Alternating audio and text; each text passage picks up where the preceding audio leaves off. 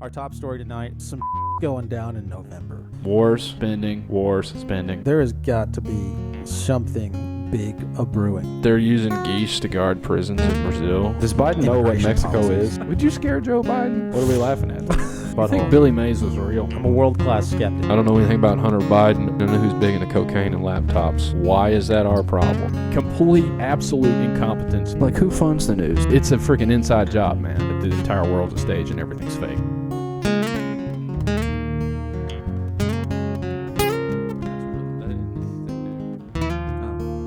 Well, I tried. I mean, that kind of stuff happens, and they just get away with it in court.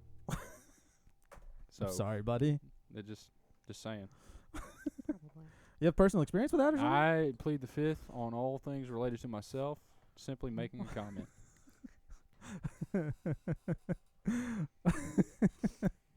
I'm sorry.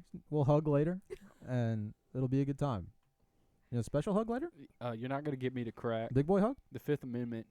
You know, I'm not going to incriminate myself. I'm just saying we should hug later. All right, let's hug. Special big boy hug Why later. not hug now? All right. This is Alright. our podcast. Like, weird touching. I like weird touching. It's a good time. All right. We're gonna clip that out. I'm gonna add that to my. I'm adding that to my list right now. All right, Weird continue, touching's buddy. my favorite. Yeah. Well, I mean, let's talk about the news this week, and then we'll kind of give Amber a little introduction since people have no idea who the hell she is. I guess I can do that now while John's looking stuff. But this is my sister. Her name is Amber. She you do English stuff. I do. You have like a master's in English, and you have kind of a pseudo doctorate. Yeah, I'm kind of faffing around on that, but I'll get to Yeah. it eventually. You're done with the classwork, Yes. but haven't finished writing your thesis, Yep. right? Dissertation. Yep. But you have it mostly written. Portions of it. Okay. So Yeah. you have a good amount of education. And you Sufficient work unto the cause, I suppose. a lot with a lot of liberals. I do. Yeah. I do. Yeah. So there's that. All right. So let's get into it. What's this first article say? I don't even remember now.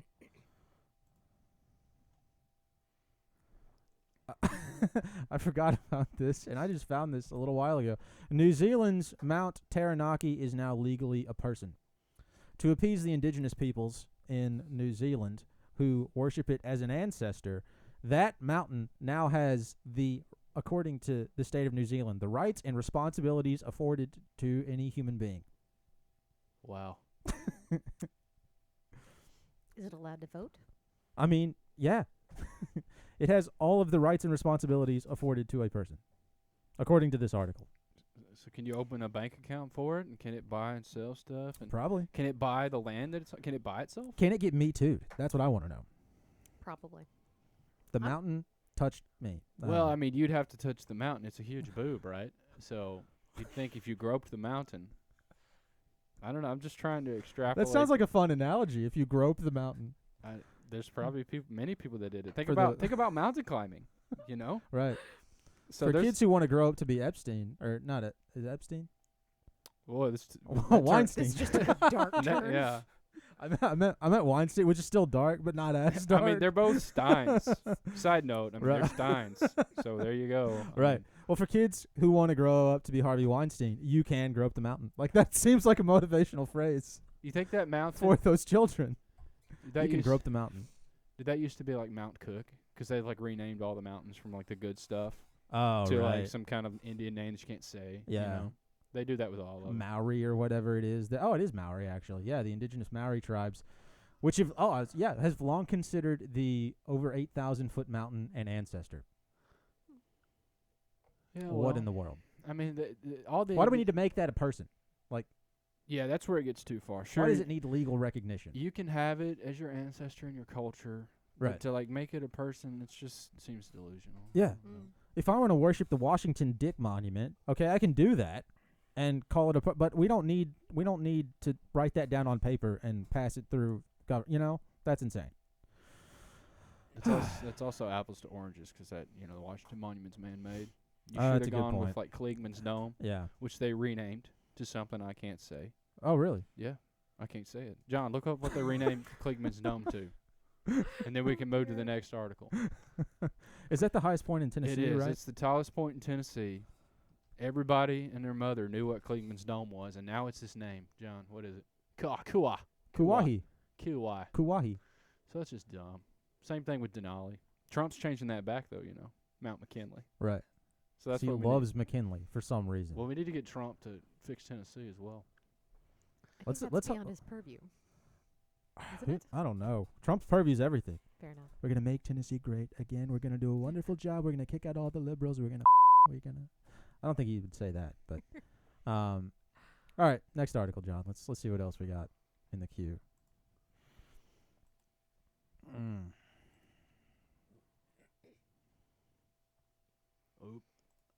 What's the one after this? Sorry, I'm Go very back. sorry. That's from The Guardian. Okay. Is this the one you want? Yeah, let's go with this one, and then we'll do the we'll use my sex strikes aren't the feminist win they appear to be. And this woman, man, whatever that thing is, Dude, that looks like Tommy Robinson. it's gonna tell you how to get really radical. Don't you think that looks like Tommy Robinson, John? That man woman? That thing? Yeah. That shim Yeah. Yeah, kind of. is it? I guess that's just a run of the mill lesbian right there, right? That's just like a garden variety lesbo. Yeah, that's English. She's very English, you Yeah. can tell. All right. So apparently the sex strikes that were happening after Trump's election, they're not enough. Feminists have to do more. And there is a quote in this article. I was reading it earlier. Sex strikes, aren't, what did it say? John, X out of your privacy. Please. X out of that. Scroll down, John. It was the first line of one of these paragraphs. Keep going. Here it is. The main problem with the idea of women's sex strikes is that rape exists. Oh my goodness. Wow. Someone explain that to me. She's making the assumption that if women withdraw sex from the table, from the relationship offerings, that inherently men are sex crazed enough and violent enough that rape will simply skyrocket. Okay. That's See, the implication here, okay. is that all men bad. I thought she was saying rape will end the sex strikes. So, which I guess is also, I swear. What is wrong with you? and I thought that was her problem. Like the sex strike needs to keep going. So, rape exists. So, yeah. Okay, so No, that's her point. Yes. That men are so just driven by our carnal urges Mhm. that we will go out and take what's ours. Yeah. That somehow, effectively, what she's saying here is that a woman's only defense against rape is to give men what they wanted in the first place, which is sex. That's pretty sexist, I feel like, what Yeah. she's saying. I feel like it's pretty anti-feminist. And plus, Yeah. like some of these lesbians are beefy, and like, and maybe they, could they not rape as well? They could, It I seems guess. a little close-minded to assume it's just men. Yeah, I feel like that's kind of rude, That's true. actually. I'm offended. I mean, women do And- rape men. Everybody That cancel this gym teacher of a writer. Gosh. Wow. So all right, John, let's go to Murph's and then we'll end on my last one. Yeah, so that's not it, John. That is Put it that in is the all. damn Just, email again, just didn't you? go to the screenshot. So this is a nice, fun little, complete non sequitur to what we just talked about. All right. It's a Super Bowl today. Do you know that? I did. Oh, I forgot Did about you know that? I forgot. You don't follow 'Cause sports at all. I don't care Yeah. at all. Like, know. I just... Well, it is. It's kind of all the political wokeness of the NFL. Right. It's kind of dumb. Plus, the Titans suck. They're so bad, which is the only incentive for me being from Tennessee. So look at this. Look how crazy this is. So if you don't know anything about football, Saquon Barkley got traded from the Giants to the Eagles, and he's done really good this year. And this guy Cooper DeJean is the first white corner. He's white, okay. And corners are normally like the people that get interceptions and Right. like run with the receivers. Yeah, they don't have white corners. They're all black. Yeah. They've all been black for like 45 years. He's the first white corner since like the 1970s, okay? So this white guy from Iowa, who's a corner, Yep. and this star running back. Look how crazy this is. Both of them birthdays are today during the Super Bowl. All right. All right, it's Super Bowl number 59 this year. Okay, it's the 59th Super Bowl. If you add both of their numbers, because their birthdays are today, All right. it equals 59. How insane is that? What do you think that means? I don't know what it You means. think the Eagles are going to win? Should I take out a massive bet on the Eagles? Well, you should it probably means the Chiefs are going to win. Oh. You should do the opposite of what they're telling you based on our little experiment. You know what I'm talking Our about. sports betting experiment. You know what I'm talking about. I just thought this is just insane. That is wild. You know, like I don't know what to make out of. We've talked about numerology a lot, and I don't know what to make out of any of it, because sometimes it does appear to point directly to the thing all the conspiracy theorists think it points to, but about half the time it seems to not. So I don't know what to do with it. I don't know. I just thought just the odds of just the fact that both their birthdays are today is insane. That's not as insane as you'd think, though. Like, if you take a statistic, I think the odds of two people having the same birthday is like, I mean, it's not like super high, but it's like, it's more than 1%, I'm pretty sure. And then you add the fact that both their numbers equals the number of the Super Bowl they're playing in. Yeah. And, I mean, and they're both standout players on the team because that guy just rushed for 2,000 yards, the Right. black guy, which is really, really rare. Yeah. Doesn't happen much. In a game? No, in a season. Okay. And So then I was going to be just, it's no, like, whoa. I mean that'd be insane. Dude. That would Just be, doing sprints up and down the field. I mean, you'd have to it fire. shows you how much football I watch. Yeah. And then, the first white corner in, like 40-something years. So, Yeah. I don't know. I just thought it was wild. That is pretty crazy. You know. Yeah. I forgot that the Super Bowl was today. Yeah. Nobody's watching well, the hey, stream right now. Hey, to relate the Super Bowl back to our topic, my boy Harrison Buckner, Yeah? he's good. Just look into his speech. Yeah. We should talk about He's that. playing in the Super Bowl. Is he really? Yeah, he's He's a kicker for the Chiefs. He's on the Chiefs? Wait, is he the Catholic one? Yeah, he's the base Catholic guy. Oh, yeah. Yeah. Even you know who he is. Hot damn. All right. I knew of his speech. Wow. All right. Cool. John, go to my last article. Oh, jeez. These stress me out. Actually, it's my second one, but it's my fun. That was such a gasp, dude. Take a breath. The SAVE Act, a voter suppression tactic designed as election integrity. That is Disguised. sweetie. We both caught it. Disguised as election integrity. I mean, he thought earthquakes were hurricanes. You gotta watch this guy.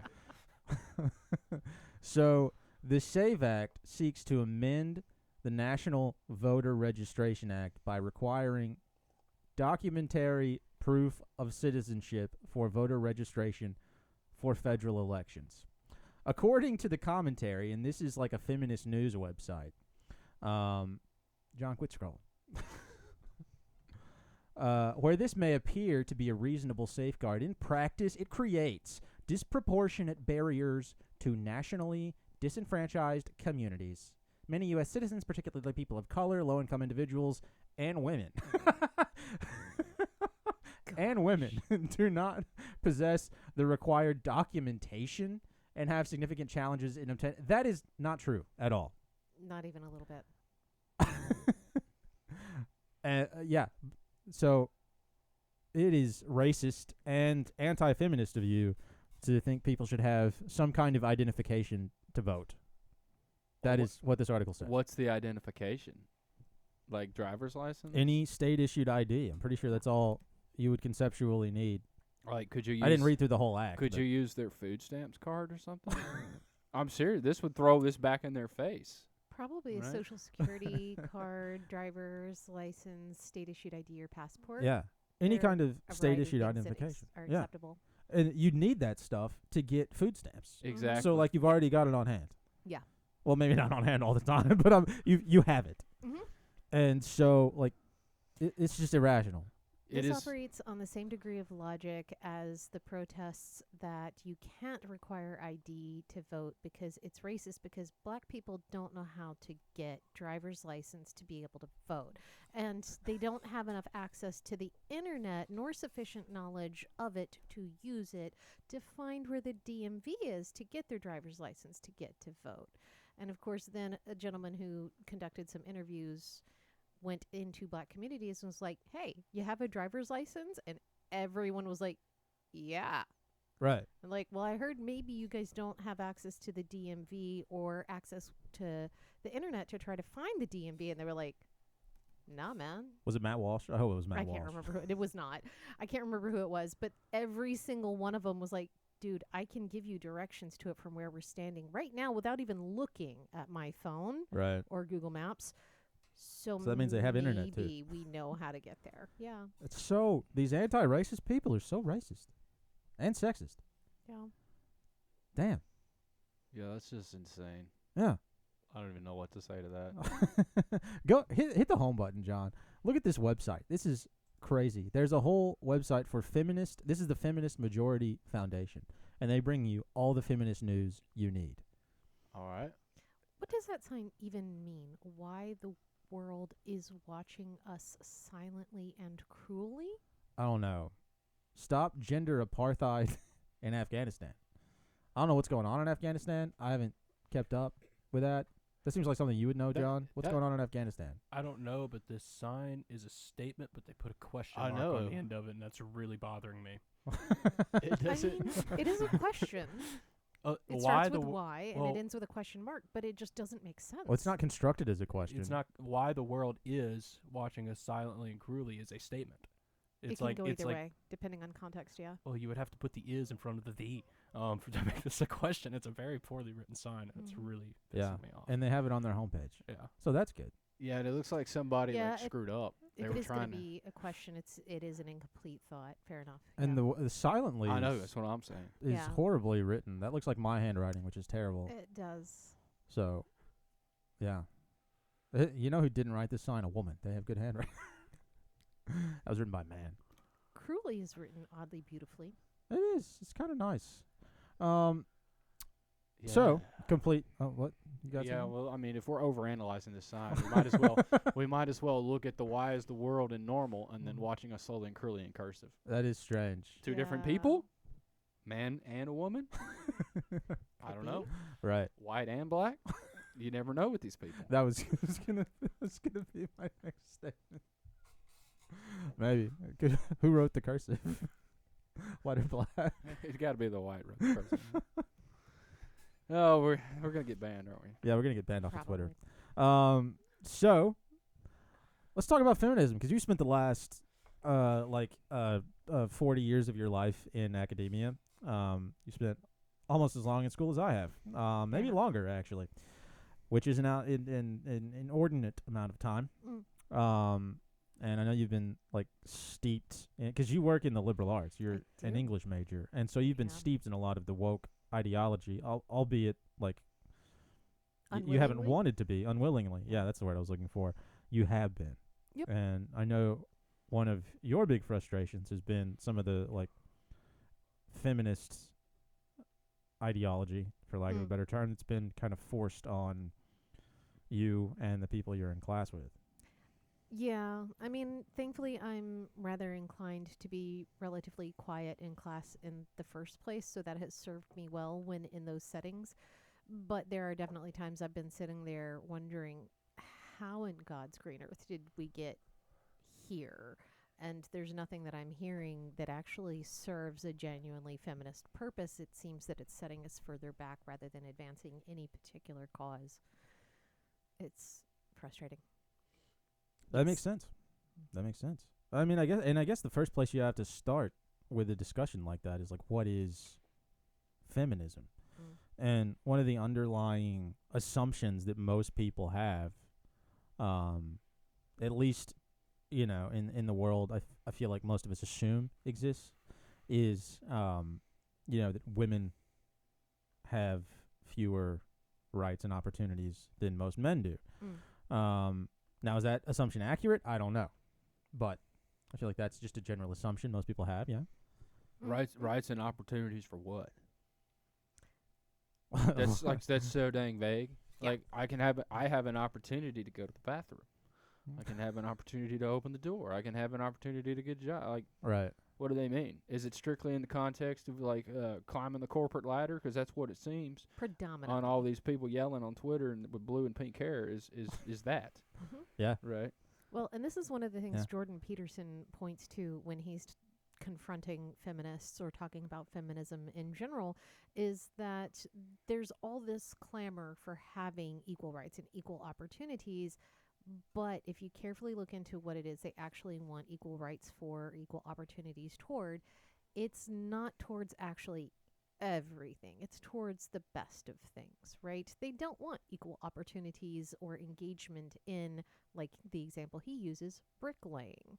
They don't want to Right. have equal employment in fighting fires or in the back-breaking labor that is common in construction. That LA firefighter did. That's a whole nother conversation. Oh, bless her.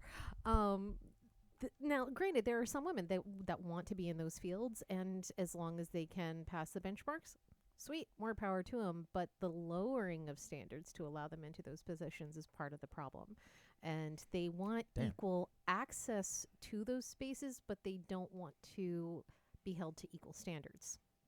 They want equal pay, but they don't want to do the same backbreaking labor sometimes that men do. They want equal pay, but they also want more time off for, when they're feeling sick due to anemia or menstrual periods or morning sickness or maternity leave. Now, granted, there's been a greater push towards paternity leave as well, but, women still need more of that than men, but they still want to get paid the equal amount while also having more benefits to accommodate feminine biology. Damn. All right. Yeah, I feel like you're spot on with that. Like, you don't see women be like, "Hey, you know what? We're underrepresented in the coal mines. I want to go to Kentucky and go down in that mine and get, Nigerian black and get cancer in my lungs." Oh dear. Okay.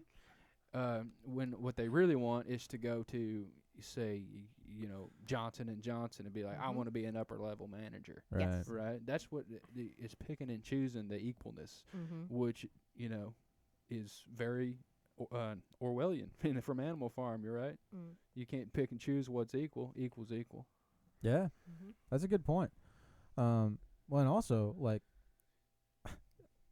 this is gonna maybe sound, but like, they're not asking for equal rights in coal. One of the reasons they're not asking for equal rights and representation in coal mining or bricklaying is because, like, I think they know they can't.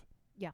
Like, you don't have biologically, you don't have the ability to do those things as well as a man is going to be able to do it. You just don't. And that's not a bad thing. That's not anti-feminist. It's just a fact of nature. Yeah. Which, I mean, we're rejecting that now too, with all this "what is a woman" bull that's going on. And so people just want to put blinders on to the fact that, like, hey, men are stronger than women in general. Now, I'm sure there are some lady MMA fighters that get up, but in general, men are stronger than women. It's just a thing, I'm sure there are too. Yeah, well, think like naturally, men are stronger than women. But think about how they're screwing with that. Think about how they're, like, throwing the masculine, like, things onto women and how they're cucking the men. Men are like, testosterone's going way down. They're sitting there playing video games, pumping themselves with processed food and chemicals. Yeah. And how they're, like, pushing, like, strong, fierce, independent women stuff on women, and it's almost like they're trying to reverse the natural role. Not almost, they are. Explicitly, overtly, intentionally. Well, so yeah, what do you think about that? Because that's something that, like, it almost feels like as guys we're really not allowed to speak to in public spaces. Is the idea of actual gender roles for men and women. Because, like, if you're a man, if you're a guy, and you say, maybe women shouldn't be in the military. Maybe that's a bad idea. Maybe they shouldn't be getting shot at. Maybe that's a thought. Or if you say, hey, maybe they shouldn't be coal miners or whatever, like, you are under fire. Good luck. So you have a vagina. What do you think about that? I do.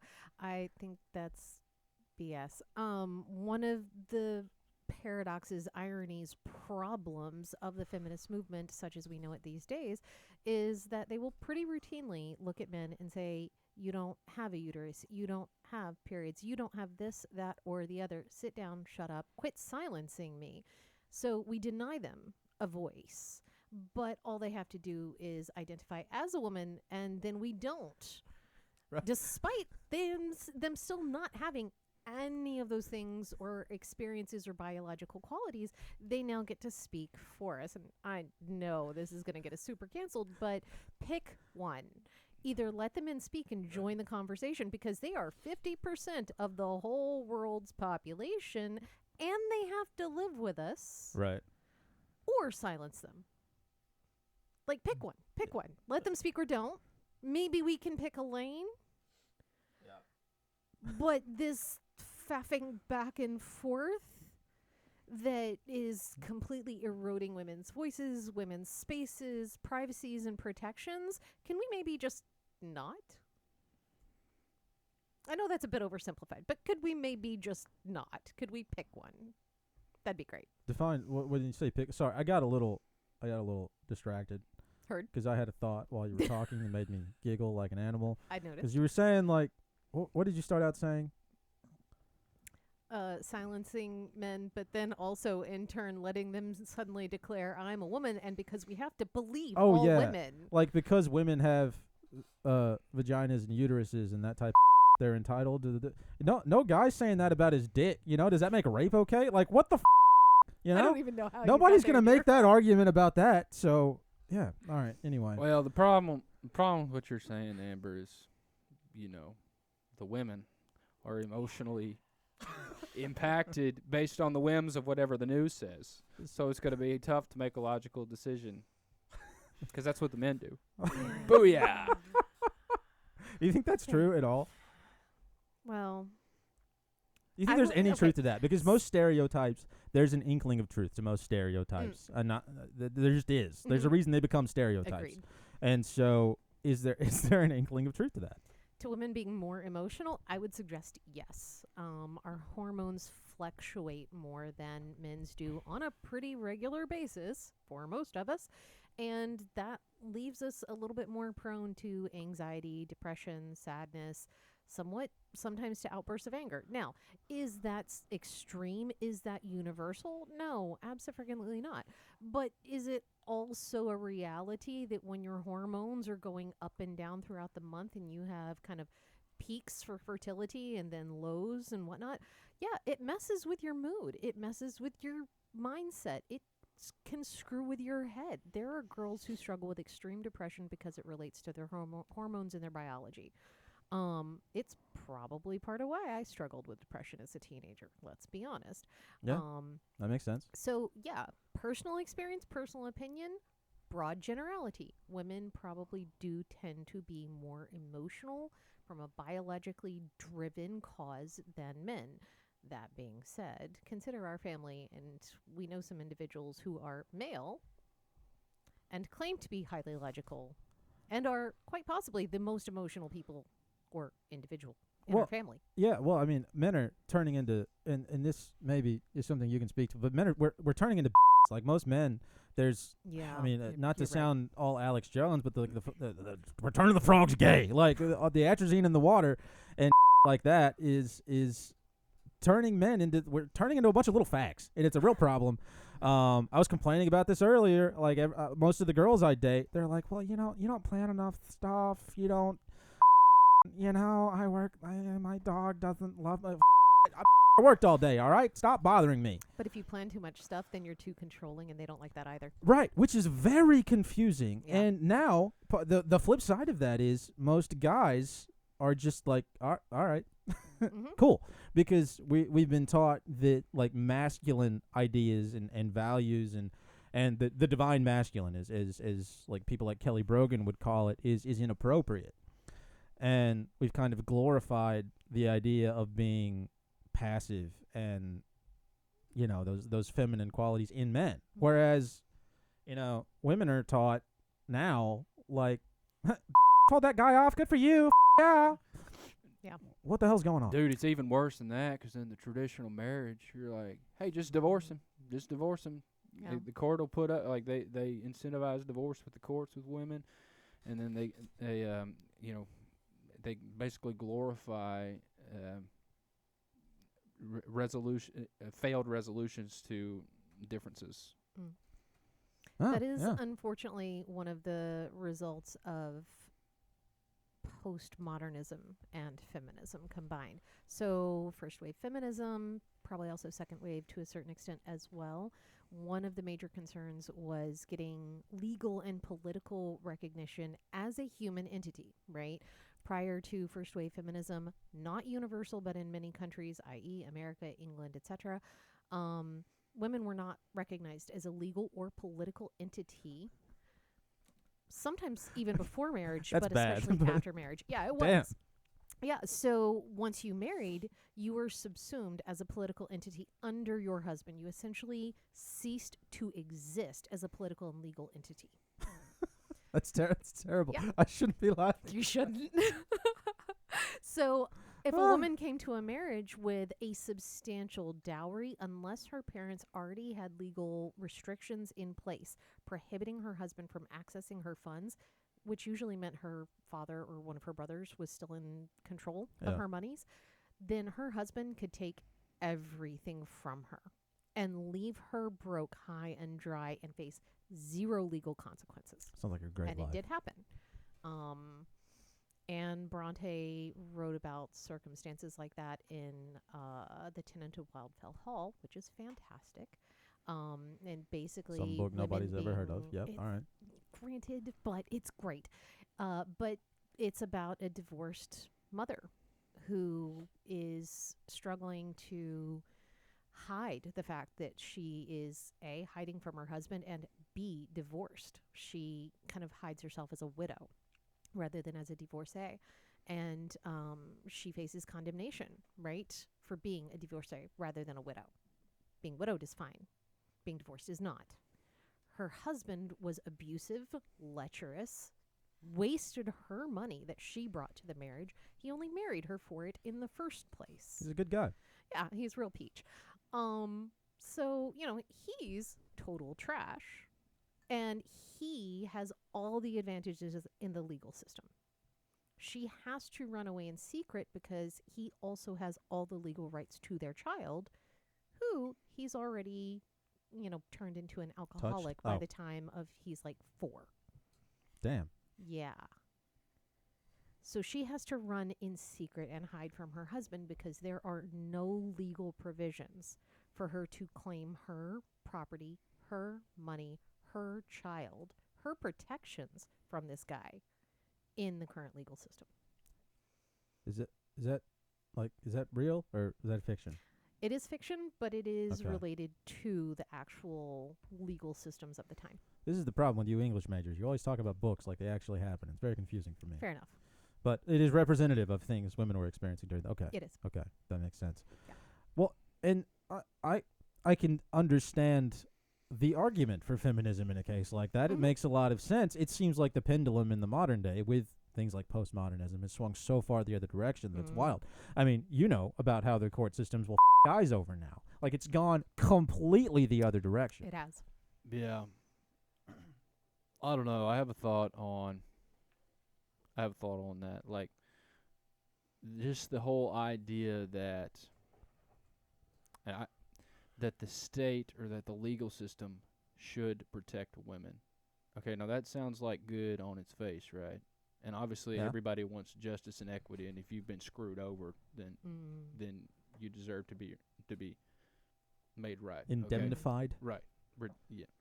But that being said, what is the natural order of protection? The state's not supposed to protect you. The freaking man is supposed to protect the household, right? Mhm. So I think it's straight out of the Communist Manifesto to promote or glorify the idea that the state is the protector. Now, you could turn around and argue, Robert, that, hey, if you got a bad man, who's going to go to bat for this woman? And that is a Right. valid Mhm. argument. Yeah. And that's where you got to look at, well, what's the freaking state, right? The state is supposed to be a group of people, like a group of families together, and that families groups together into a bunch of cities into Yeah. a nation. But that's not what it is now. Right. The problem is what we think of as the state is just a freaking corporation, okay? And that seriously is the main problem, I think, when you start getting out of the common law idea of a group of men protecting a woman who's disenfranchised. Well, that's not freaking happening. It's a gigantic corporation. Do you see what I'm trying to say there? It's a bait and switch. It's a bait and switch, man. Where you think, oh, we're going to go to the state for justice, where there's no state to go to, and everyone just gets screwed. Okay. Fair enough. Because what should be freaking justice for, take this in Bronte's book, what should happen, right, to make it right? That she All should right, be able let's to use go that to as a thought exercise. perhaps family or community or local governance. Somebody separate should that go marriage. threaten that son of a But take all the cash exactly- he stole from her and get her kid back. That's right? what local That's government. what should happen, That's yes? what local government should be. Mhm. Amber said it right. Local government should be a bunch of families who knows your situation, who knows this guy, who knows what's right, and stand up in the common right law of God. But now local government is a freaking county chartered corporation. Right. All subsets of the state, which is subset of D.C., which is getting to subset of the Holy See potentially. Gigantic corporations, foreign owned, foreign controlled. Yeah. No accountability. There's no common law. I mean- Common law is justice to a human being. A woman is a human being. All And right. corporate law is all transactions. We've just boiled it down to transactions, and there's no justice in that. And like you said, to your point, it swings so far the other way that it's just men are getting freaking screwed. And why is that happening? Because men are the ones who could stand up to tyranny. I'll say that broke men are getting screwed. Men with money typically are a little bit better at getting their way. But no, you're right. Yeah, even they get pretty screwed, dude. Yeah, I'll take your word for it. I know a man with money who is losing a lot on a monthly basis till the day he dies. So does That's John. unfortunate. So does John. So Heard. Damn. All right. Yeah, it should never be the job of the government to, if it has to assist in those proceedings in breaking apart a marriage and deciding who gets custody or who gets what out of the assets, it should never be the position to assume or default towards one party or the other. Like you said, kind of getting back to protections for women, there are some aspects of that are good and necessary because men are bigger, taller, stronger, and because of testosterone, more inclined towards violent action. Yep. So therefore, having some degree of extra political and legal protections for women just simply makes sense. However, the moment the courts start to default towards one side or the other to resolve problems, we no longer have a functioning system of governance. Okay. I think I halfway agree with you. Okay. But what you just said seemed to contradict itself insofar as you said, and correct me if I'm wrong, having more protections for women is good, but when the courts start to default towards one side or the other, that's problematic. Is The that term here what you being said? default and within the context of the conversation regarding divorce. Well, why do women need more protection than men? People are people, and people have their rights to their own free will. If we're going to talk about common law, free will is the highest order of law in that realm, I would agree. And so, if you would agree with yourself. I made a statement. I agree with my statement. I do agree with my Yeah. statement. I validate me. Yeah. Confirmed. Self-validating. I agree with you too there, bud. It's good to self-validate. I like to, it's good self-love. Sorry, I just had to point that out. Keep going. I ruined a really good diatribe. Yeah, you did. You. Sorry, that was partially my fault because I caught it too and looked at him. We made eye contact. And it just Son of broke. a but all people should be afforded those same common law rights. And I think that's where we get into trouble with feminism versus just treating people as people. Yeah.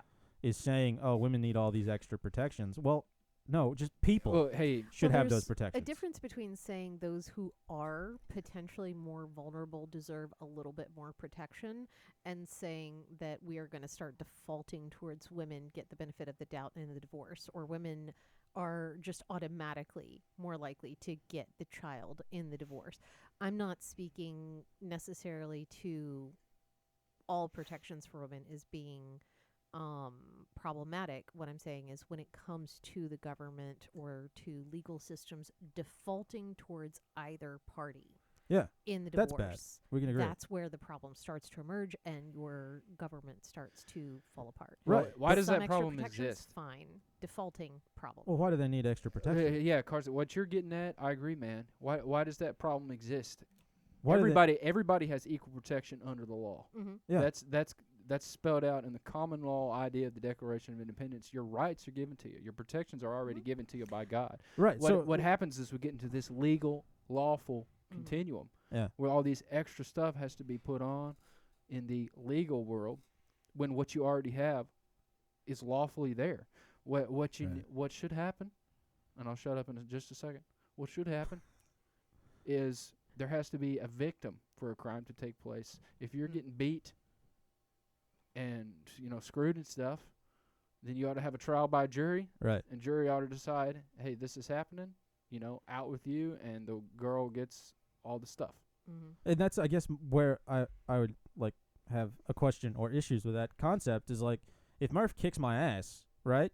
Because he's, because they're domestic partners, and he beats me up. I should deserve the same amount of protection as like a lady, right? If he beats her ass, right? Shouldn't we get the same, like, just from a common law standpoint, like, we both have the same rights as human beings. So why does a lady need more protection? I suppose expressed in that way, then there's not really a significant difference as long as you say that, everyone needs to be protected in this particular way, regardless of gender. Then personhood is what matters rather than gendered personhood, yes.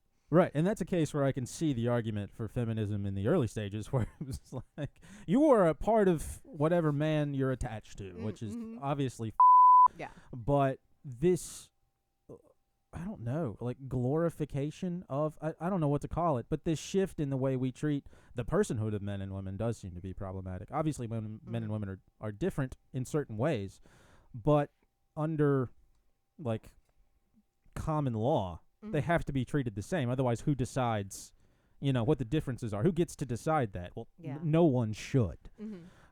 It's like deciding what's hate speech. You can't have somebody who decides that. There has to be just a simple, reasonable standard of behavior, period. And I would agree.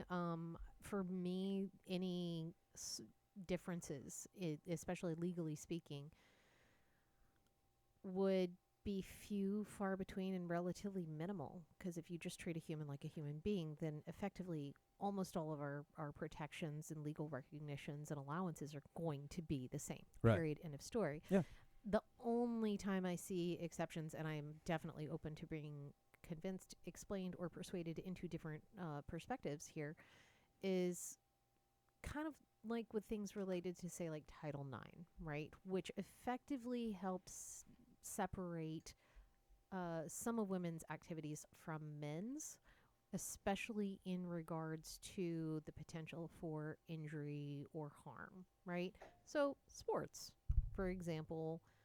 Now, I think it was taken too far in that some places were basically told, hey, if you have a men's sports team, you kind of have to have a female sports team as well. You have to create these opportunities for women to have a soccer team if the men have a soccer team. I think that's an abuse of that power. But saying that if there's sufficient interest or whatever, if there's sufficient presence, then, you do have to have a separate, say, dressing room for the girls than you do for the men, or you have to deny the men an entry into a common dressing room when the women are using it. So separation at points of vulnerability, or that's just because reasonable behavior, right? One would think, but are we going to rely solely on people acting in reasonable ways, or are we going to, unfortunately, even though it seems an overreach at times, create laws to ensure that when people behave irrationally, unreasonably, unethically, or in cruel, evil ways, we can have a system to say, hey, no. Hey, I want to jump in. That's where men are failing, is that right there. Yeah. The idea that obviously any retard would agree that, men should not go in women's bathrooms. The idea that you have to legislate that to some kind of corporate policy is ridiculous. Yeah, that's a nightmare in of itself. We all just, the whole Muslim thing. You know what they do, right? That crap. So random. Oh, Oh, okay. I see the protecting- connection Right. now. They will literally chop your head off if you start screwing with that kind of order. Yeah. And we are way too tolerant and way too cucked where we just rely on these corporate laws and these revenue agents called police officers to enforce what strong men who love and protect their wives should be doing. Mhm. That is one of those wild things where, like, if there's a guy who's trying to around and do some weird shit, right? In a group of women or people like me, they feel perfectly happy doing it. But if there's like a strong dad there, that son of a is thinking twice. We need strong dads. We need a strong patriarchy, not an abusive one, but we need a strong one. We need a strong matriarchy too, but you can only have one person in charge. And you can't have strong and abusive. Abuse is comes from insecurity, Yeah, right? it's It its own comes form from of trauma. weakness. 100%. Yeah. And to be strong, you have to be loving, Mm-hmm. right? Yes.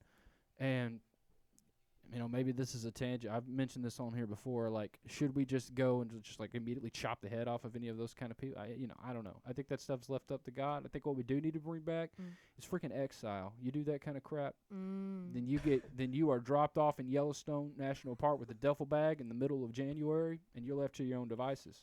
And I'm serious. That's what they used to do under common law systems of old government. Think Yeah. about Siberia. Think about Australia. Mhm. If You only get to participate in society if you can obey by the rules Right. of society. Yeah. God, if you, as long as you don't kill someone else, if Mm. if you do, like, call it a lesser crime, Mm-hmm. only God can determine if your life ends. But we will sure get you out of our common law community. Yeah. It's once we start building corporate law society where we've got these for-profit prisons and relying on these people that collect money to enforce our what strong men should be doing. Those are a real problem. Mm-hmm. Real problem. Damn. Mhm. All right. So, what about women in the military? Like that. I think there are some women who are good at it. I think there are some women who are inclined to it and have a drive towards adventure, excitement, and even violence, which is something you're going to have to be inclined towards if you're going to be in the military. Michelle Obama, Condoleezza Rice, Ronda Rousey.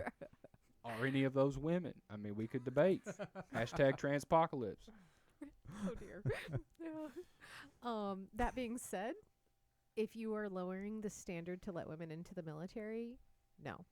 Do you think that happens not just in the military, but in other facets of the working world? I've no doubt that it does. Now, can I always pinpoint in particular career fields or jobs and say, okay, in this particular field it happens in this way? No, but I mean, think about it. You've got so many places that are like, okay, we have to have a woman because we need a more diverse team, or we've been told we're too masculine, we're too something. Yeah. So All the DEI bullshit. yeah, Yeah. I mean, and you have no choice but to alter, which also often means lowering standards when you start getting that specific in your requirements, not into their merit, their ability, their knowledge, or something unique they bring to the table other than their Yeah. gender. Oh, that's where it can harken back to, I know you're not going to like this, but a lot of the stuff Jordan Peterson says about like equality of outcome versus equality of opportunity. And those are two very different They are. things.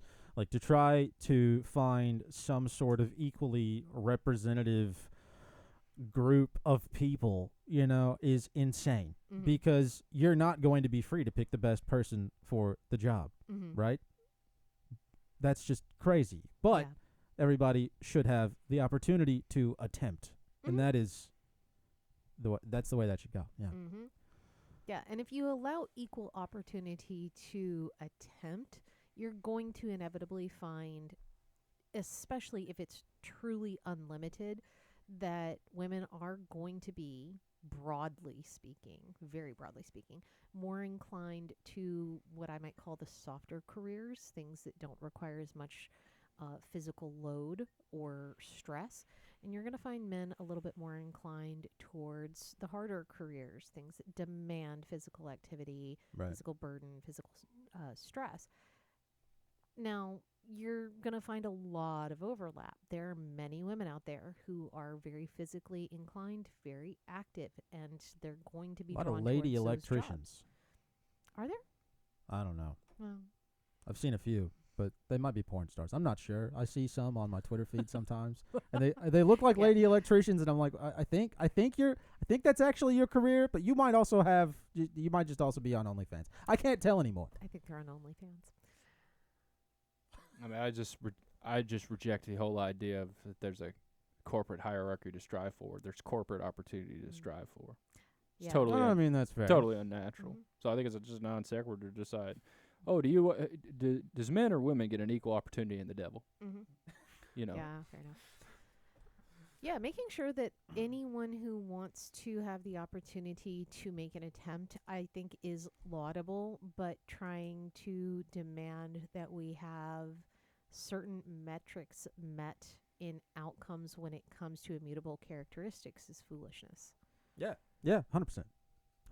Now, I have had people tell me before, like, I'm pretty certain you got hired for this job because you're a woman. Does that bother you? And I'm like, I'm not responsible for the choices of others. So, no, it doesn't bother me because they're either going to keep me because I'm good at my job or they're going to let me go. That's not necessarily the case. That is not necessarily the case. I was rather naive in thinking that at the time. Yeah. But that is what I believed at the time, was that if they were foolish enough to hire me just because I'm a woman, that is not my choice. I'm not in control of that. That's not my problem. If I fail at the job, they'll let go of me. If I succeed at the job, they'll keep me. And so I will stay based on merit. And later I realized that, like you just pointed out, that's not always true. Right. I may fail at my job, but they're like, but we need a woman here. And we don't feel like hiring someone else because that's time consuming or expensive or looks bad for us that we lost the first woman that we hired. So, yeah. I guess I'm a little bit naive and idealistic at times still. I mean, I don't think that's an unreasonable expectation. Hey, they hired me. They'll keep me if I'm good at my job. They'll fire me. But just the sad reality is that's not the way, especially the corporate world, works anymore. And as a matter of fact, they may keep you longer if you're inefficient at your job. It's Sadly. we've all worked corporate jobs here. We know that's the case. I've been a supervisor, and I have seen firsthand how difficult it was to fire individuals, in both cases, women, more by happenstance, I think, than, Yeah. anything else. But in both cases, females who were not doing their jobs. They weren't just poor at them. They weren't doing them. Well, especially if you're up too. Like if you're an alcoholic or if you're like a drug addict, that Both had somehow mental makes it health harder to issues. fire people. Yeah, both had mental health issues, both had health issues, both had financial health issues or distress issues, however you want to term it. And that made people inclined to want to keep them. I would hope that that would have played out the same way if they were men. I cannot guarantee that. Yeah. But it made it more difficult to fire someone when you knew that, okay, they're struggling with anxiety or depression. They're clinically depressed. They're on these meds. Are they gonna sue us? And really, that's what it all comes down Yeah. to, is not when you strip it down to its bones, it's less, I have compassion for this individual because they are in a difficult situation, and it's more, but actually we just don't want them to sue us. Yeah, two things there. A corporation's not capable of compassion. Yeah. It's by definition narcissistic. It only exists to perpetuate itself. Mm-hmm. Second of all, from a liability standpoint, who's more likely to just shut up and try to go back and get to work, get another job because they have to support their family, a man or a woman? If a man gets fired, he's like, well, crap, man. I don't know. My mom did that a bunch. I don't have time. I don't have time to waste to freaking worry about this crap. I got to pay next month's rent. I got to go get a job. Or you got to pay child support. If the exact alimony. if a woman gets fired, she'll be like, all right, time to go to court, baby. I'm suing these people. That might be true. Yeah. Damn. I don't know. I can't speak to that one. Maybe. Especially if you're a woman and you're of a brown complexion and of a non-traditional sexual orientation, and if you're in a wheelchair, I mean, you're golden then. That's the jackpot. I know. You're unfireable. Yeah. Paraplegic Yeah. rights. Is that a thing? I don't know. I mean, they're popping all over these shows on these streaming services. You'll be What? like, you just have a random person in a wheelchair just because, hey, they're in a wheelchair. Inclusion. It's inclusive. Yeah, one of the individuals we had so much difficulty firing, again, because they were not doing their job. again, not just poorly, weren't doing it, was because it was documentation of, I can't remember if it was dyslexia or anxiety or something, maybe multiple things. It's been a decade. But basically, it kept coming up again. If we fire them, we're going to open ourselves to a lawsuit because they have this documentation of a disability. I was like, but they're not doing their damn job. Yeah. Like, we are paying them to do nothing, and we're getting constant, valid complaints from students who are getting to the end of the semester without any grades. Yeah. But think about it from the corporation side. What is a more less likely way to lose money? A, keep this person who's incompetent, not doing their job, and just divvy the work to probably men who are doing it, and they just get more stress but are doing it. Or B, fire this person and risk $1 million lawsuit. Yeah. Yeah. Pretty That's much. You lose $70,000 a year. You lose $1 million in one sitting. Yep. It took us about 2 years to Sure. finally fire her, actually, because of exactly that. Jeez. Yeah. That's one it of the wasn't big- a quick process. It was a multi-year process. Damn. That's one of the big concepts in, I probably talked about this book on here too much, but in Atlas Shrugged, where like the main theme of that book is like what happens when the movers and shakers of the world go on strike. But one of the big things you see in like all of these businesses that are detailed in the book that are concerned, they're all overly concerned with social issues. And instead of making a profit, they're more concerned with helping out the people in the next town over who are barely making it, or concerned with, supporting this cause or that cause. And they all, for some strange reason, stop functioning, stop being able to, produce coal or steel or what have you. And the only ones that survive are the people who cut that shit out, right? They fire the people who don't do their jobs. They produce things to make a profit, but they're also under insane amounts of fire from the government and the mass populace. And I think that's probably true of a lot of the corporate world today. That book almost seems prophetic to me at times. So to loop that back around to feminism, then part of what you're pointing out is also one of the major critiques of both third and fourth wave feminism. Apparently there's even some debate as to whether or not we are in fact in the fourth wave of feminism, or just the third wave has lasted a long time. But it is that there's become so much interest in so many different issues, many of which are not explicitly related to feminine needs or feminine rights, that, they're not actually accomplishing anything. And in fact, they're oftentimes fighting against one another because they're looking at being the voice for others, that social justice warrior mentality of, if this individual is not going to express outrage on behalf of themselves, I'm going to express outrage for them. I shall be offended for them. And ironically Fucking enough, middle-aged white women. speak for them, which is something they tell you should never do. Right. So yeah, that's one of the major critiques of third and fourth wave feminism, is that they basically just devolved into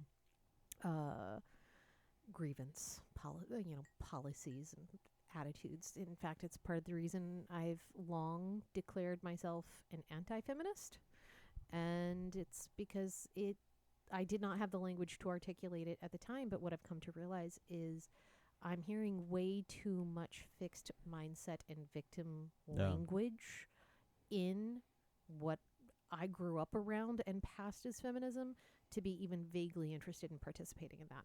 That's fair. I mean, and that's one of those things that I find a little bit strange. To your point, I don't hear put upon women complaining about those sorts of things, generally speaking. The people I hear complaining about it are privileged 38 to 58-year-old white women with rich husbands.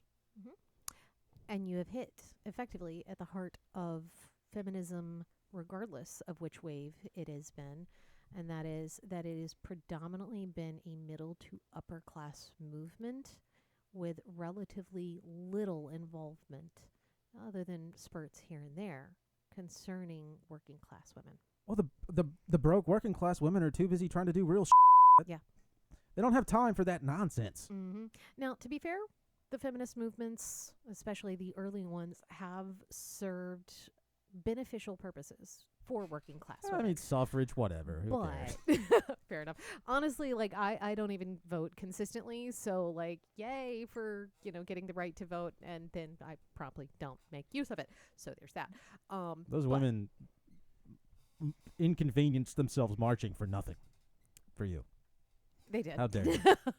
They put in all the work, all the effort, and clearly I don't Their husbands went without appreciate it blowjobs sufficiently. for a week and a half after a sex strike for no reason, thanks to your ass. When did You women know. get the right to vote? 1918. I don't know. Something like Are that. blowjobs Yeah. a thing then? Are they? I mean, that's a non sequitur. In 1918, they were voting for nothing. All right. I mean, it's Cool. It's post 1871. What are you voting for? All right. Let's see. You got stuff on blowjobs? Yes, totally. I've been writing notes on them very carefully, dear. Oh, you have notes about women's suffrage in there? Yeah. That's cool. So I did not write down notes about exactly when they got the vote, and of course that's going to vary from one country to the next. Let's find out, John. But the Women's Rights Convention at Seneca Falls, it was Yeah. in 1848, and Oh, wow. The right to vote was one of the things that they proposed in their 12 resolutions. 1920 That's when the 19th Amendment was Okay. ratified. was There when you the go. amendment was passed. The There fact that we you had go. to amend the actual Constitution to let women vote tells you how against it people were. I mean, Ugh. I'm still torn on whether or not every person should vote or every household or there are way too many people. And I know this is going to sound terrible. It's going to upset people. I don't know if I really care. There are way too many people who vote without actually doing any research whatsoever on who they're voting for, what the policies are, what Yeah. they mean, how it affects them, anything. Well, look, there are a lot of retards It's out not good. there. There are a lot of retards out there casting ballots, and let's assume they actually do A lot of something. dead people too, apparently. Yeah, right. Like 3 million dead people voted in some election, but there are a lot of retarded people out there voting. Okay, but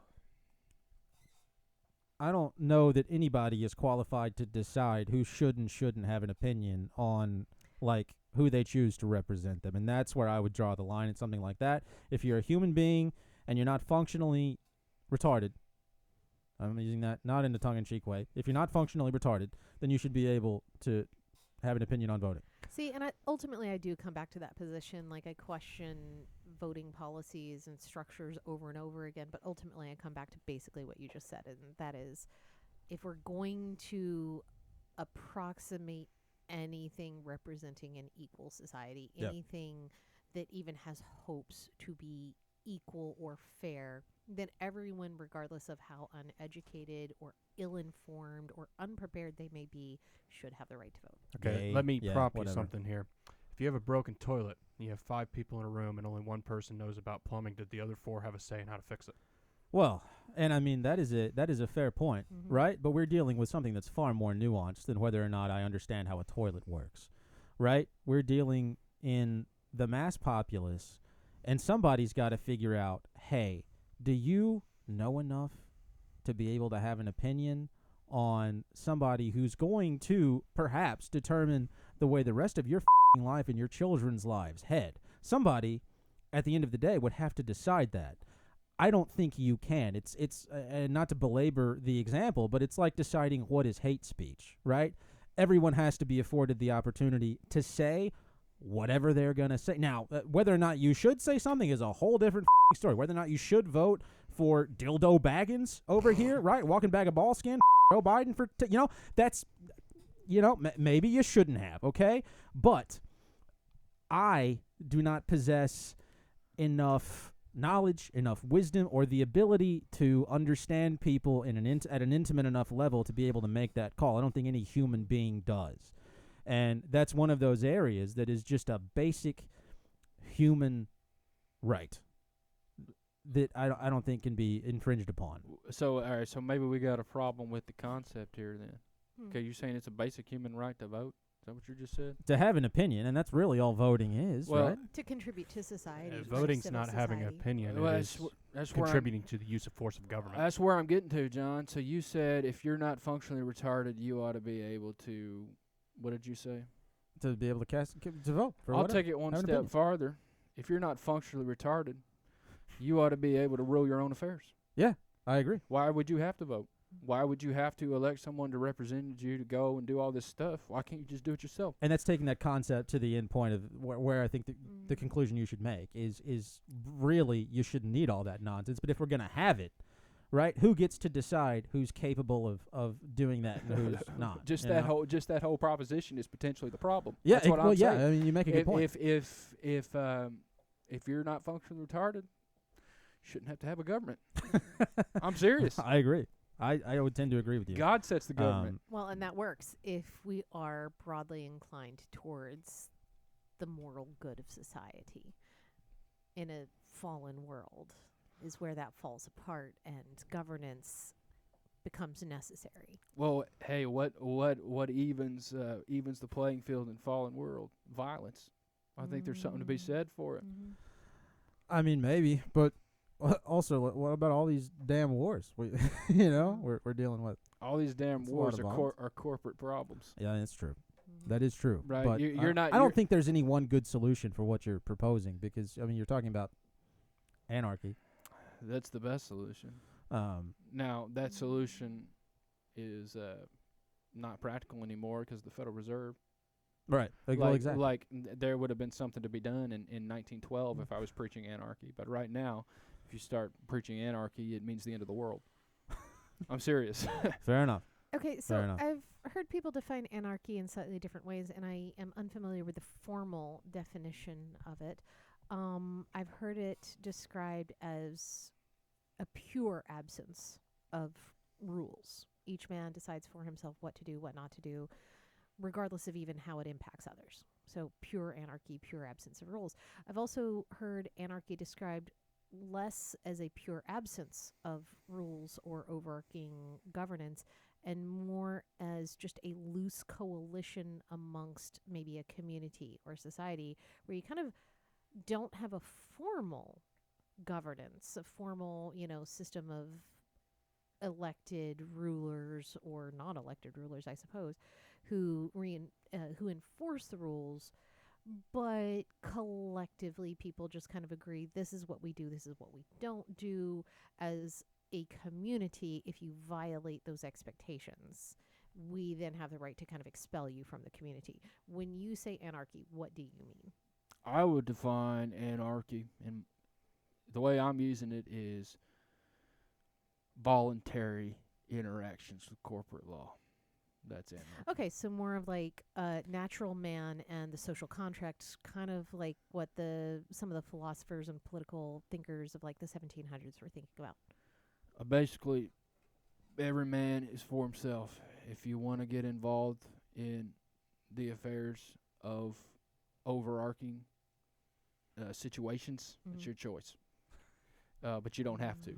Ah. We live so far away from that, it ain't even funny. Yeah, You are Yeah. born into Yeah, corporate it's law. voluntary interactions between individuals, and our government structure is not voluntary interactions between Right. individuals. I would encourage everybody, I'll leave it just quick, is read The Anarchist Handbook by Malcolm Malice. It Oh is my gosh. it's a collection of probably about 20 essays from anarchist philosophers over the into the 19th and 20th century. It's very good. Exciting You should read shit. it. Yeah, I know. Carson, it probably is good. John, that did sound boring. I know, But I'm but sure Read sure it. it's good Has stuff. a bunch of Ayn Rand essays in there. Has a bunch of Murray Rothbard. See, now you've got my attention. Just read it. I think Ayn Rand was a bitch, man. She was, but All right. She was. She doesn't strike me as a good person. Yeah, Yeah. she was a whore, but she had some good ideas. Hey, Amber, just to compound, like when people hear anarchy, they think no rules. Mm. The only way to get no rules is to kill God, and the people who do that or try to do that are real bad. Mm. So when you say anarchy, you don't actually mean anarchy. You Mm. you Right. just mean common You mean law. more libertarianism. You mean common law rule, Yeah. Okay, standing under the law of the land. gotcha. Because So as someone who is an English major and for whom the tail end of my time period starts to extend into early 20th century, early, postmodernist experimentation with breaking down the rules of society, basically burn it all to the ground and start fresh type of mentalities. Anarchy has at times a completely different meaning of F the system, start fresh. Well, hey, or no rules matter. You tell me if you disagree with this word association here, but I'm all for that. I say, hey, society is to corporate law as community is to common law. I'm all for the breakdown of society. I think society is completely unnatural and not as the Lord intended. I would actually disagree. I think we see the fundamentals of society in the Garden of Eden. We see it in the earliest days of how he designed man to interact with each other, to interact with the animals, to interact with him. And then in forming families, there is the original society, right? A family is the original social structure. It's the original political structure. And so society as a whole grows out of the extended family. And then as family settles next to family, you begin to have not just the family society, you have community. I think that's as the one distinction community he's making. settles one next to the other, you inevitably end up with social, political, governmental structures because you can't escape them and have multiple communities settle next to each other. See, I think we're probably agreeing with each other and just using words. Like I would just invert that and say what you said is communities and multiple communities, starting out with the Garden of Eden and getting more. And what I would consider a society is when those things start to get more centralized into cities and cities and cities. And when does the evil get to be the most? Start to creep in. Is when those cities can get together and centralize. Okay. So perhaps it's just a semantic game. 100%. Y'all said the same thing, but in very different ways. Different words. Yeah. So, and that's fair. It also seems like part of what you're touching on, it might be useful, back to talking about boring things to read. If you haven't read Michel Foucault's Discipline and Punish, you should. Never heard of that. So he was what, 1970s? His name's Yes. Michel? French. He's French. That it's the explains French it. version of Michael. Just call him Michael. Dadgummit. It's like Michel Fabio Elstabati. You spent about 5 minutes at the beginning of this podcast complaining about Indians changing their name American, so I don't think you can have the double standard there. All right, sorry. Michel Foucault's. Yeah, Michel Foucault. Discipline and Punish is probably one of his better ones to read. It's a bit messy, partly because it is translated from high academic French into English. So it's not an easy read. It's not fun. You're going to be bored. You might be a little bit horrified at times. It starts off with a description of torture. So there's that. But it's an excellent perspective. Not one I entirely agree with. Not one I entirely think is accurate of the coercive nature of modern society and governance. There we go. It's where we get the concept of, at least as far as the common expression for how we perceive it, of the panopticon. The is that? Oh, you know what the panopticon is. I know Yeah, I but talked to no you one about else in the Okay. world does. So, the panopticon was the concept of the perfect prison. And Michel Foucault wasn't necessarily unique in coming up with this idea of the panopticon. He was the one who basically said society is a panopticon. So the panopticon was a circular prison where there's a tower in the center. And from that central point, you can potentially have a single guard monitoring the whole prison. Because there are basically just windows looking from that central point that allow a perspective, a line of sight into every single jail cell. And so this prison is designed in such a way that you know you're potentially being watched, monitored, observed at any given moment, either by another prisoner or by the prison guard or whoever it may be. You are never not under surveillance. You are never not under the threat of penalty for your actions. Hashtag Patriot Act. No, I got to look into this guy because You need to read him. that sounds Gnostic as hell. That sounds like their Gnostic philosophy on how they feel about the demiurge. Now, when I read him, and I read him first and then dug into who he was as a person, and reading a little bit about who he was as a human being kind of made more of his political theories and assessments make sense. He was in the 1970s, openly gay, openly kind of pro, drug. I can't remember what he was into. I wanted to say LSD. Could be wrong about that. He 70s, was so LSD. very much. So, he's very much into these things that were not considered socially acceptable at that time, right? And I do believe that flavors his perspective of government in a way that, as I was reading Discipline and Punish, as I was reading some of his critical texts, I was like, this sounds like someone who already views themselves as a victim of culture, of society, of governance. And so then when I read about who he was kind of in his personal life, I was like, oh, this actually makes some of his theories make more sense. I think it makes a lot of sense. And because his lifestyle was illegal in some areas, right? Right. Being homosexual was actively illegal in some areas at that time. Yeah. No, probably not in France. I mean, it's France. But I mean, what you're saying makes a lot of sense, and I think that's one of the reasons that. And I think we've gotten a little far afield here, so we need to pull this back here in a minute. But I think one of the behavioral issues. Are you gonna turn those lights back on, John? Not getting power to them. Oh, okay. One of the behavioral issues that bothers me the most when I'm having conversations with just like people out in the wild is the way they'll police the way they interact with other people all the time. And it makes it so difficult to have genuine, pure interactions with somebody else because of the concern about, hey, well, is the spotlight going to be on me at any point in time? And I think it's toxic to society on the whole. All of it all the time, or just the extreme to which we have come, in which we find ourselves? I mean, yes, but I think it's just the concern people have with, hey, is this opinion appropriate? Is the wrong person going to be listening? Who gives a just have an honest, real interaction with another human being, especially if it's just the two of us talking.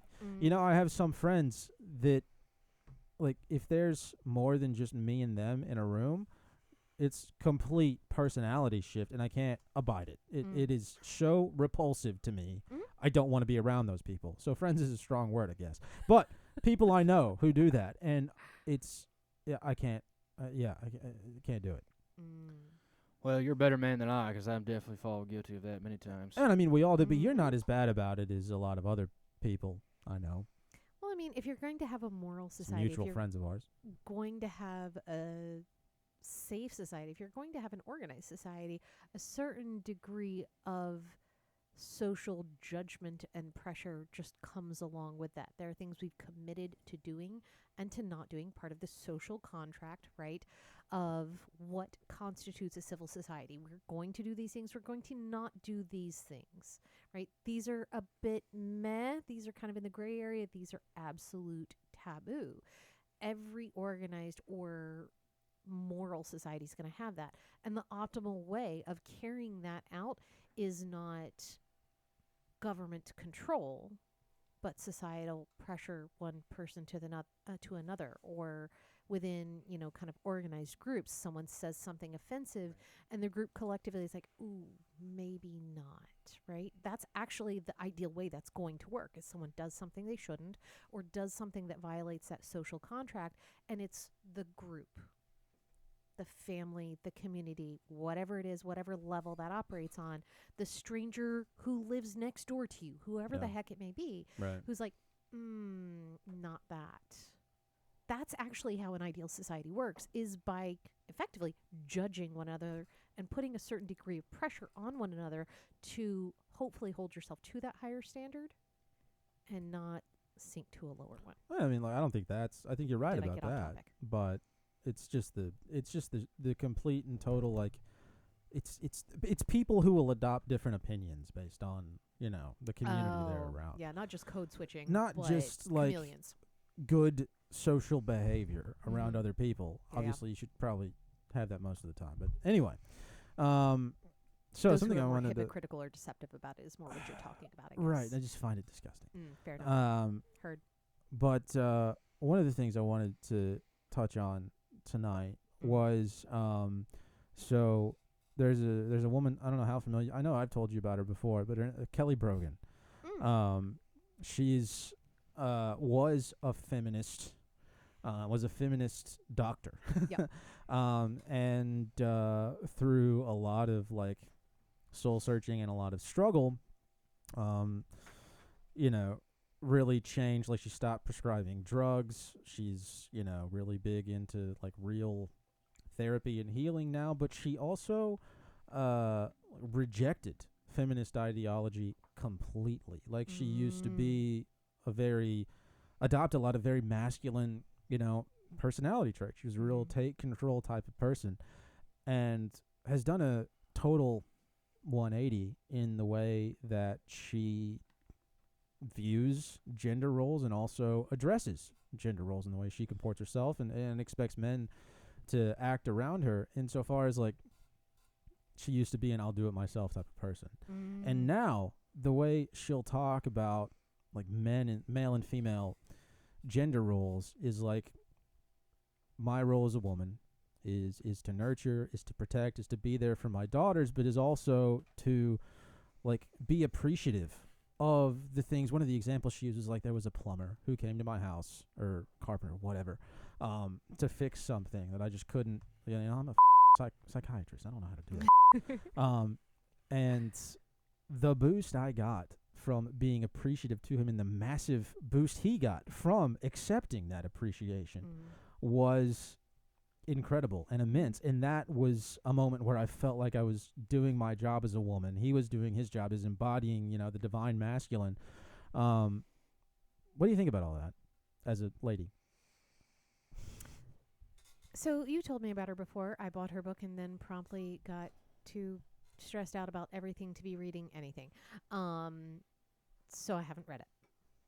But okay, from what you just explained, it sounds like she and I would have a lot of opinions regarding feminism in common.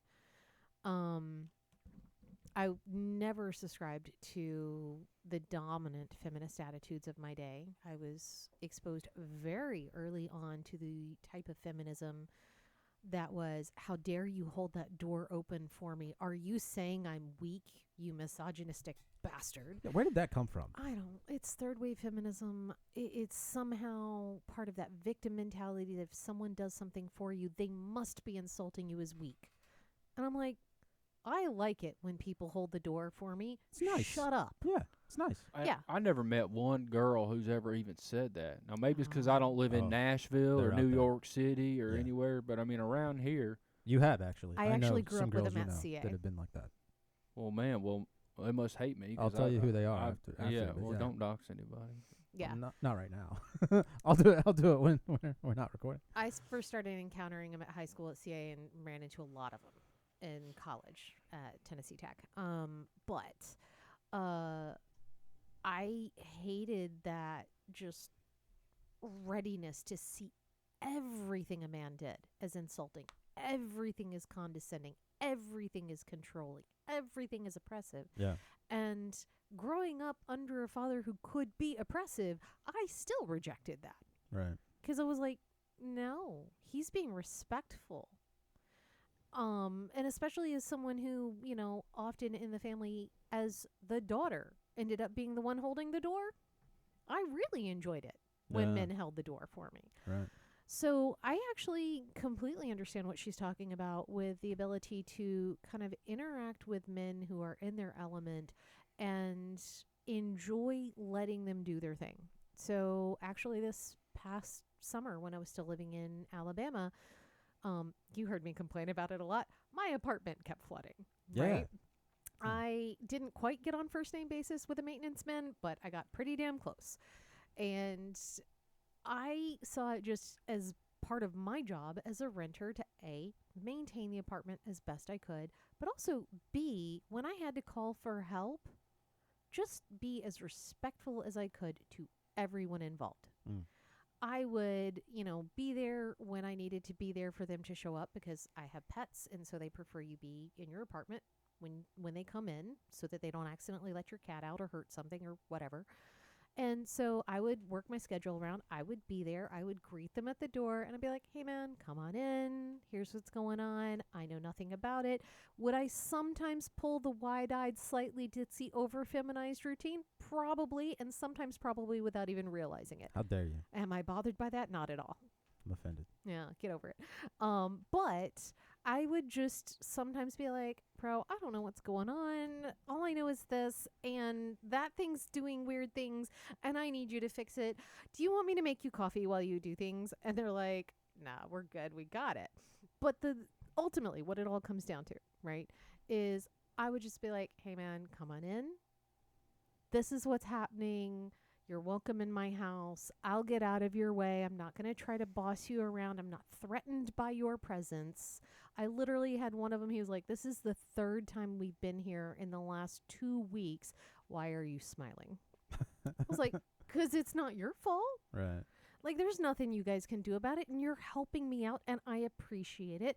And you're doing everything you can, working overtime to fix all these apartments that flooded at the same time. Yeah. They were in their element, kind of rescuing all of us from this watery disaster. They were in their element fixing things. They were worn out. They were burning the candle at both ends. They're hauling all these, heavy bits of equipment around, getting called 12 different ways by other renters. It was just my job to be like, hi, come on in.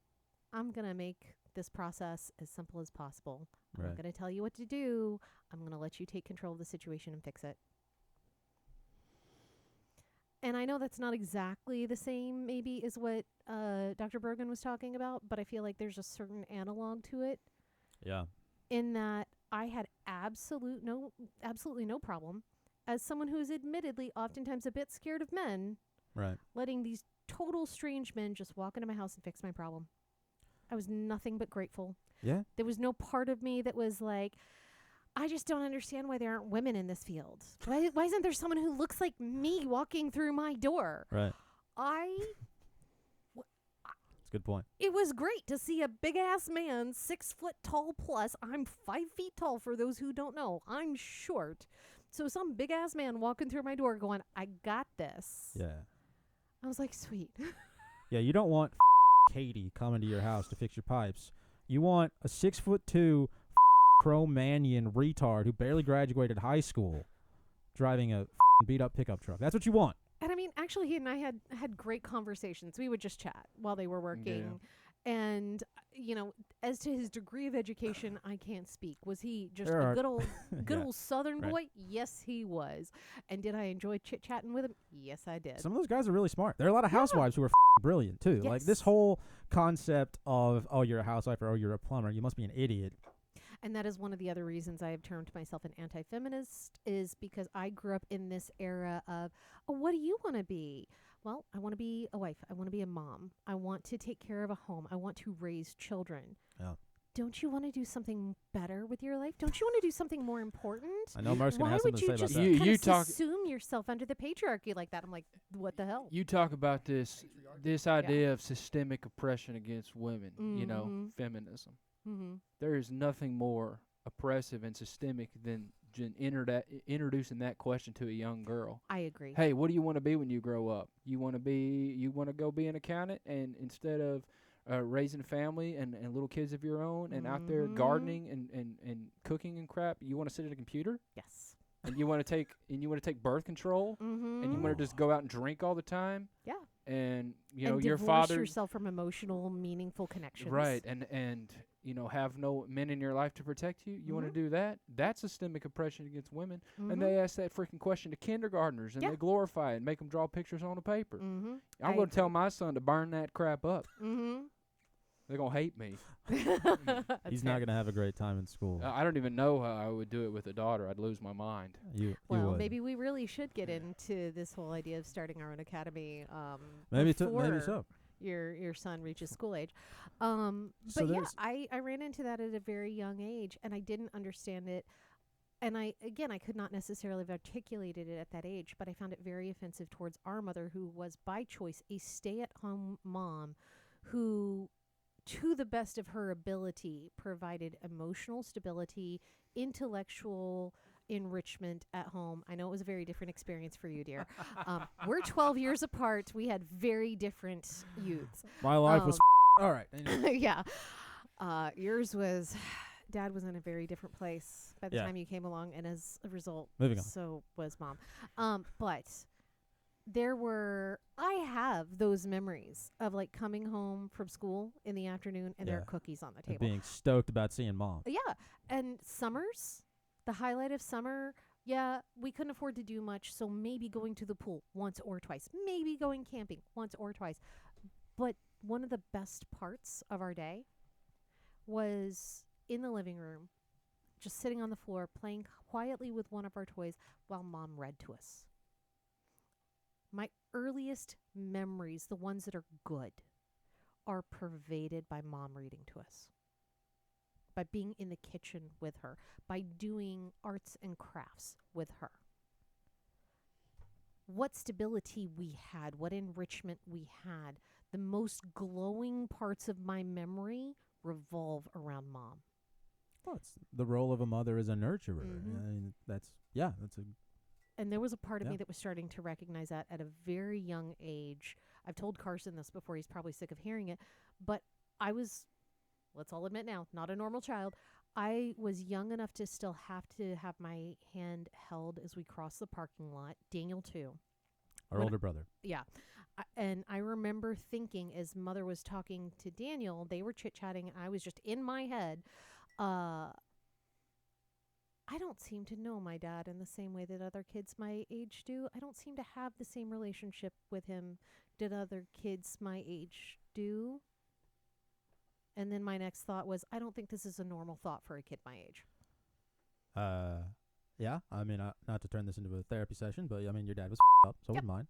So I say all that to say, I recognized at some level, at a very young age, the enormous value my mother as a stay-at-home mom brought to my existence. And I wanted to emulate that.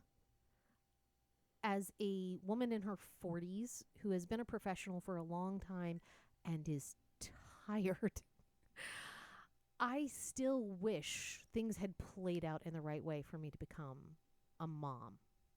It just didn't happen, variety of reasons, but there is still nothing. If people were to ask me, what would you place the greatest value on as far as like your ability to fulfill something amazing in this life, it would be to be a wife and a mom.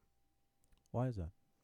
Because there's nothing more critical to the future of our society, to a moral, functional society, than the family. And I can't be the dad. Why Despite not? prevailing thought. It's 2025. You can be whatever you want. I craved nothing more than to help raise a family that would kind of help move into the future and spread moral good. Mm. That was what I wanted, was to help form that future that was better, more moral, more generous, more kind, more, to sound like Mom, more noble Yeah. than what we were living through. There's a phrase that I think I heard from Tommy John Jr., not the guy who got his arm up, but his son. It's women point, men lead, women follow. And I think that's a tremendously profound concept in that most women, Mm-hmm. if we're going to assign, gender roles here, are much more emotionally intuitive than men, or much more generally intuitive than men at knowing what direction the family may need to go, what the kids need, what needs to go here or there, but maybe they're not the best at actually carving the path, right? And so, that's where, in a lot of cases, a lot of men are just looking for, kind of like we talked about earlier, like, yeah, we'll do the hard work, we'll carve the path, whatever it happens to be, lead the but at the end of the day, most guys, and I think you can probably speak to this as well, but when you get that word of gratitude, not from another guy, which that's nice, but when you get that word of gratitude from a woman, that's like one of the best feelings ever. It's incredible. And the boost that men and women get when that synergistic relationship occurs is massive, right? And then that creates a safe space for the woman to follow behind. Yeah. And so I think that's a very valuable Yeah, thing. dude. I really like that line of thinking. It's like, and I can relate this to myself being a single guy. It's like a Ronin, right? A samurai with no master. You're out there with all kinds of knowledge and skill and X, Y, and Z, but you've got freaking no direction to anything, right? But whereas your wife, your partner in this world, like you said, who are much more emotionally tuned to what is good, right? Guys are retarded. We just want to Right. build. That's all we want to do. Well, I mean, Fair enough. not to whittle it down to something that like animalistic, but it's much more easy for a man to operate in just like repetitive procedural motions, right?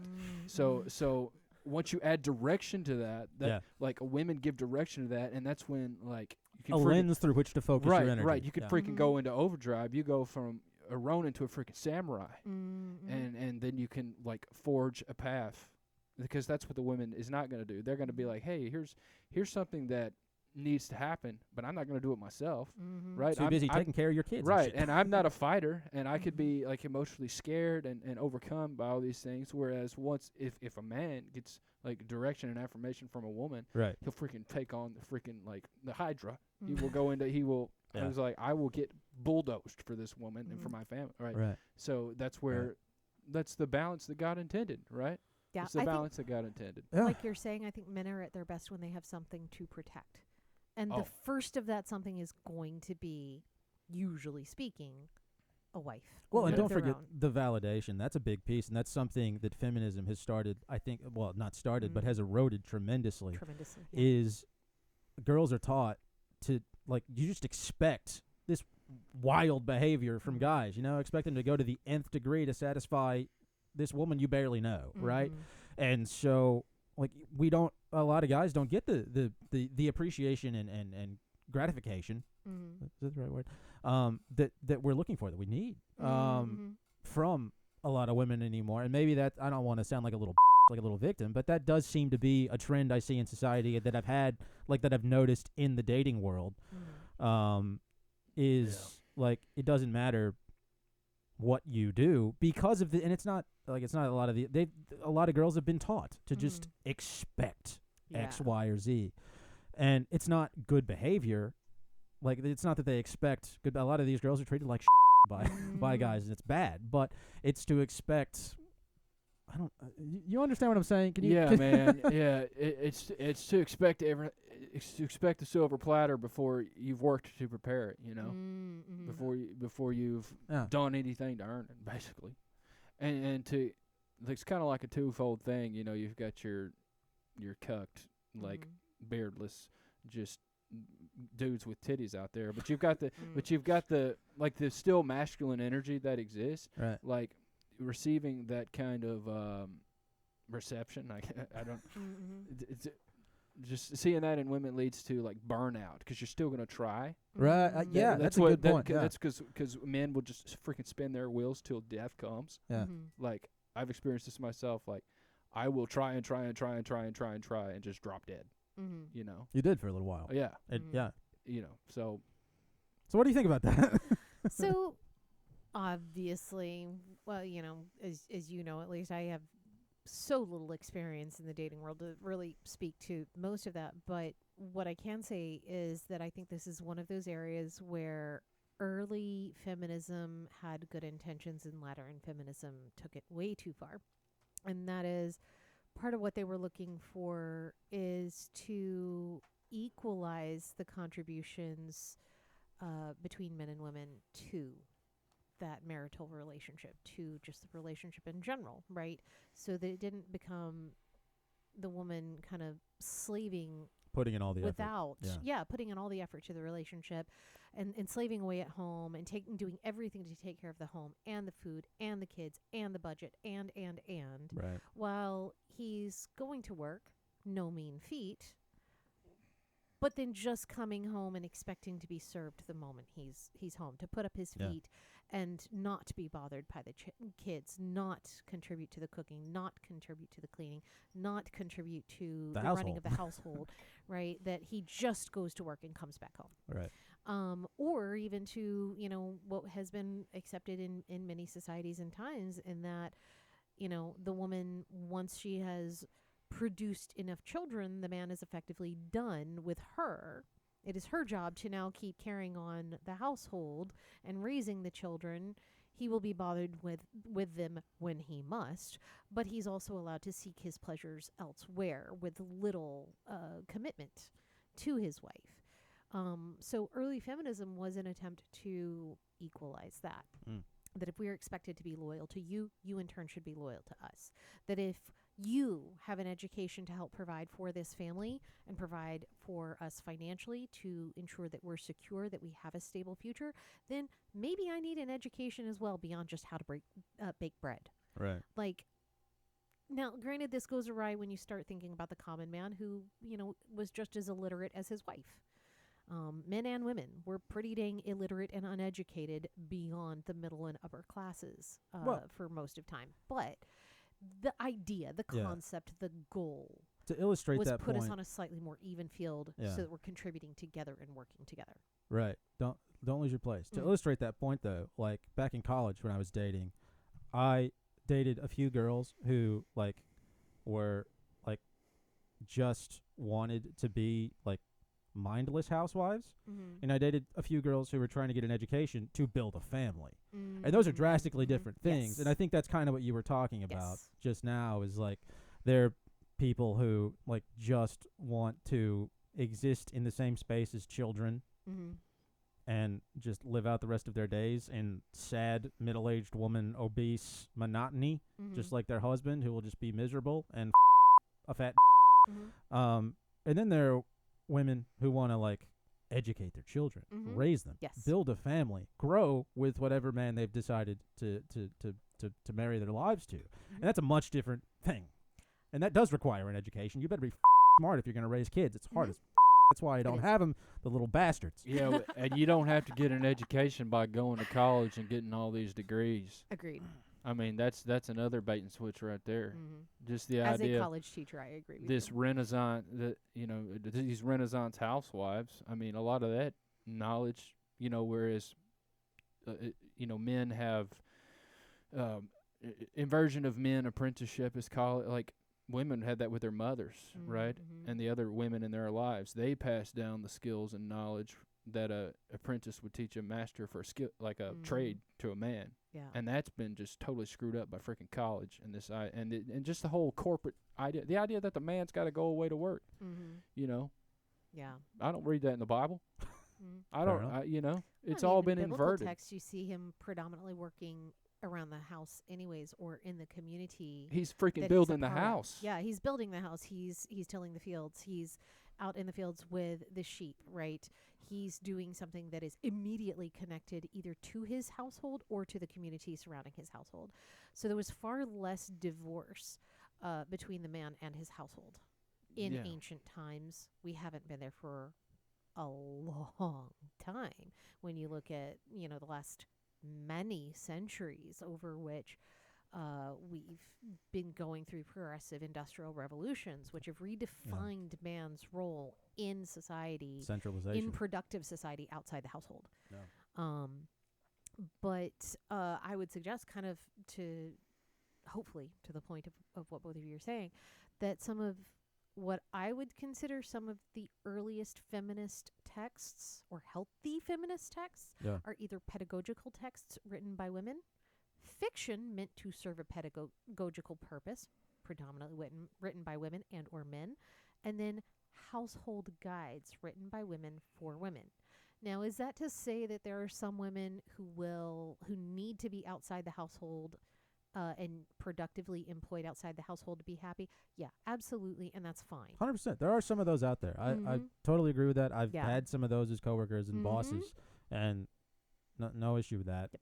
But And that's part of where the traditional family structure comes into play, that you're living close to extended family to help you take care of those children rather than farm them out to Yeah. the state to be indoctrinated and raised in the way they so please rather than have any freaking clue what your child is learning. right. So there's I'd posture to say the best feminine text anyone could ever read would be Ephesians chapter 4. So I'm ashamed to admit I haven't read Ephesians in a long time. Can you expound upon that? I think we should pull it up. What do you Sweet. think, John? I'm not ashamed to admit it. I have no clue Is what that that says. the worthy woman? That's Proverbs, but That's Proverbs 31, I believe. All right, I need to be reading my Bible more often.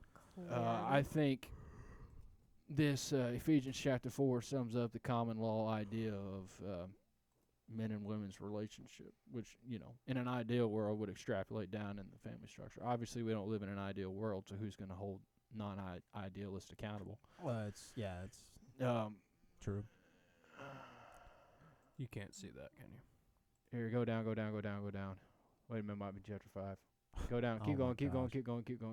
going. All right, Keep going. Chapter 5. I meant chapter 5. you're doing great, bud. Yeah. It's better than I could have done. Well, I mean, Give this Canada's whole Keep going, concept that to be a good person, you need to be able to quote chapter and verse, I think is retarded. But Yeah, that's there a we go. discussion for another Starting day. 22 I think down. it's John, why are you in misused. KJV? I Go assume to- that's what you would have wanted. No, man, I can't speak in these and thous. I'd go to English Standard. Oh I my mean, you were right gosh. there, John. It was 522.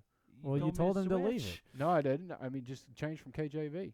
Go up there to ESV. Oh Probably my God. scroll up to Why the are very you top. so needy? Just see the King James. There you go. Or just Just pick an easy to read version Yes, for I this know. retard. You're so mean. all right. Go to 22. It's still in KJV, John. Yeah, he didn't. Is it? No, Yeah, you no, got to either refresh or change it no, in the bottom. On the bottom. See that? Oh my gosh. Oh, you're right. See the drop down by Ephesians 5. Oh my this is goodness. John. Go left. Not right there. Yes. No. You're on it. You're Down. right, down. Yeah.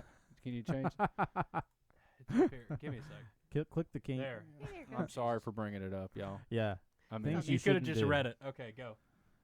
I'm there a it teacher. is. I'm used to this This kind of says, "Wives, submit to your own husbands as to the Lord, for the husband is the head of the wife, even as Christ is the head of the church, his body, and is himself its Savior. Now, as the church submits to Christ, also wives should submit in everything to their husbands. Husbands, love your wives, as Christ loved the church and gave himself up for her, that he might sanctify her, having do you remember to keep reading? Yeah. I mean, read to 33. Having cleansed her by the washing of water with the word, so that he might present the church to himself in splendor, without spot or wrinkle or any such thing, that she might be holy and without blemish. In the same way, husbands should love their wives as their own bodies. He who loves his wife loves himself, for no one ever hated his own flesh, but nourishes it and cherishes it, just as Christ does the church, because we are members of his body. Therefore, a man shall leave his father and mother, and hold fast to his wife, and the two shall become one flesh. This mystery is profound. And I am saying that it refers to Christ and the church. However, let each one of you love his wife as himself, and let the wife see that she respects her husband." There you Why go. do you sound like a used car salesman? It was just a long bit to read, but it's I fine. mean, would you not agree? Problem solved right there. There's your feminist right there. There's your masculinism and your feminism in one. And also the assertion that men are also subordinate to something. Yeah. That neither of us is a master unto ourselves. Everyone is subordinate to something else. That there is an order. And a lot of people will take this completely out of context and be like, well, I just shouldn't have an opinion. I shouldn't be able to say anything. I have to submit in everything to him. I'm like, okay, let's not necessarily read everything as everything. Yeah. Because if you read other sections of the Bible and not just this text in isolation, then you realize that when they're talking about women, there are a lot of strong women, even strong married women in the Bible. And when it's talking about the worthy woman, damn, that woman's busy. And Yeah. if you think she's asking her husband for everything and doesn't have a voice, doesn't have an opinion, and that he's not listening to her, then you're not actually reading the Bible, 'cause that lady's a boss. And what she's is doing and it what at is home. and what does this imply? Mhm. Yeah, like piggybacking on that. If you Mhm. get a husband who's a dick to his wife, Mhm. who ignores everything she says and who constantly puts her down, that guy's answering to God. Yes. And God is going to smite you dead. Mhm. Okay? Yeah. And that's nice. Here's the issue with that thought. I think you're correct.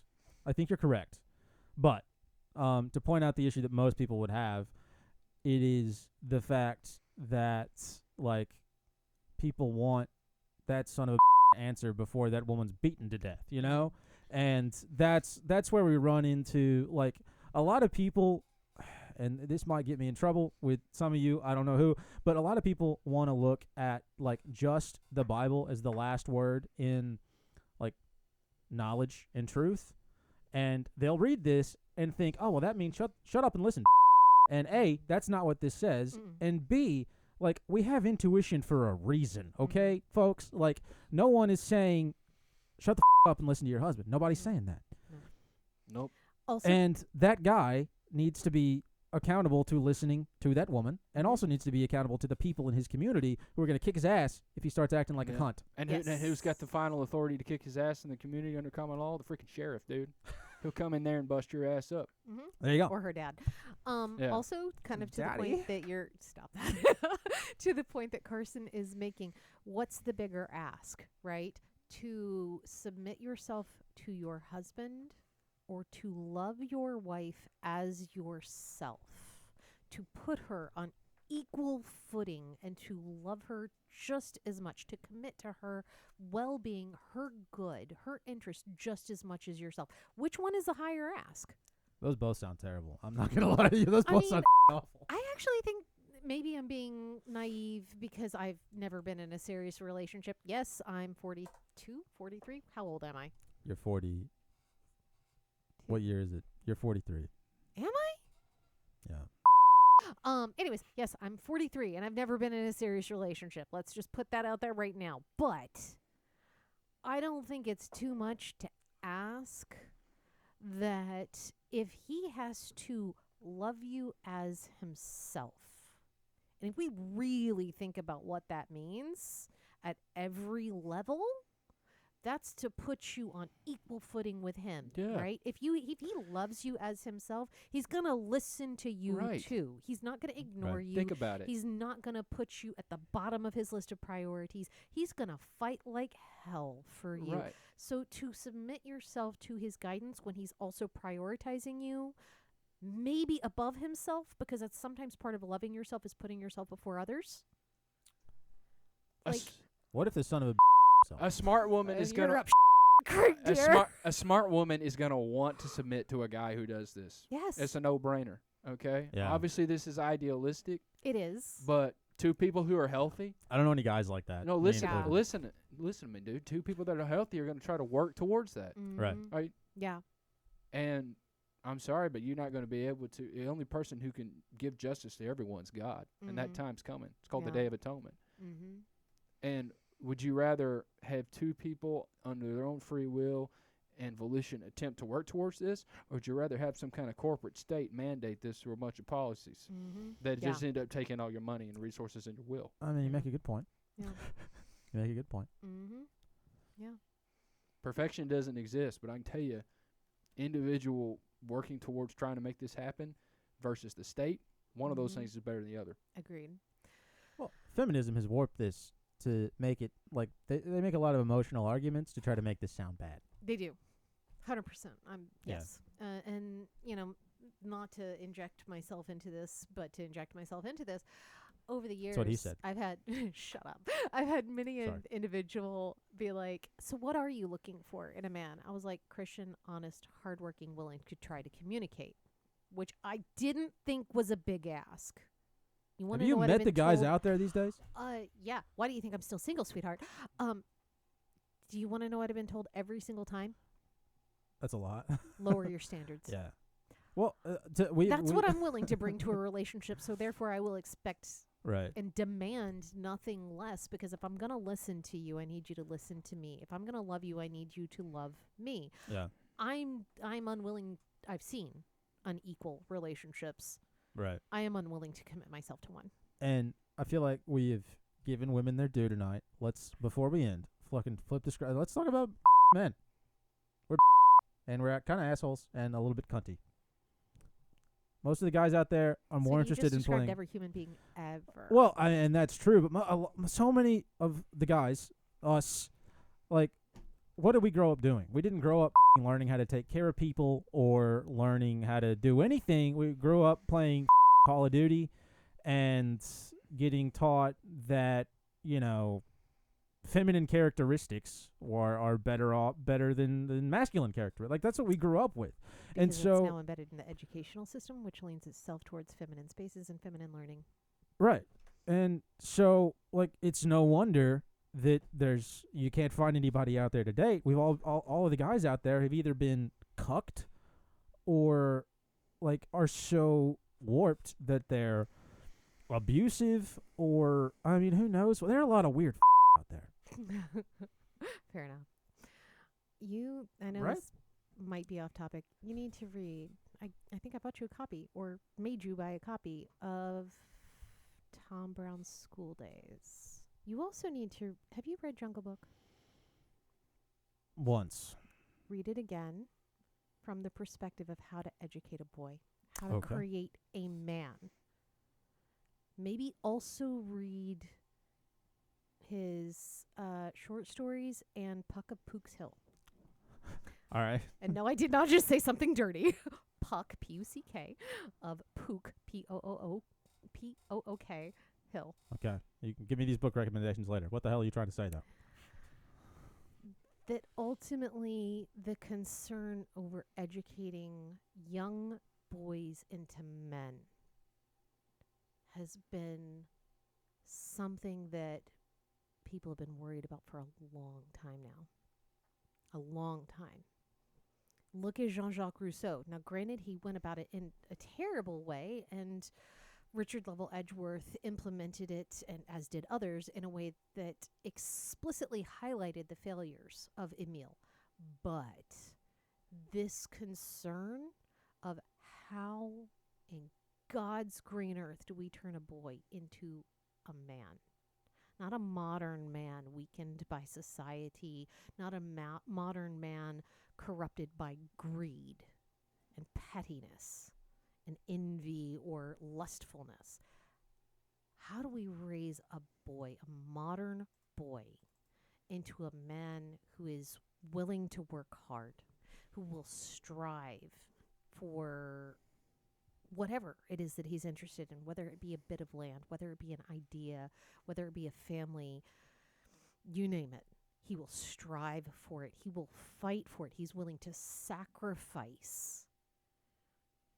How do we do that? And if you read through a lot of the literature going back through the last couple hundred years, that question keeps coming up over and over and over again.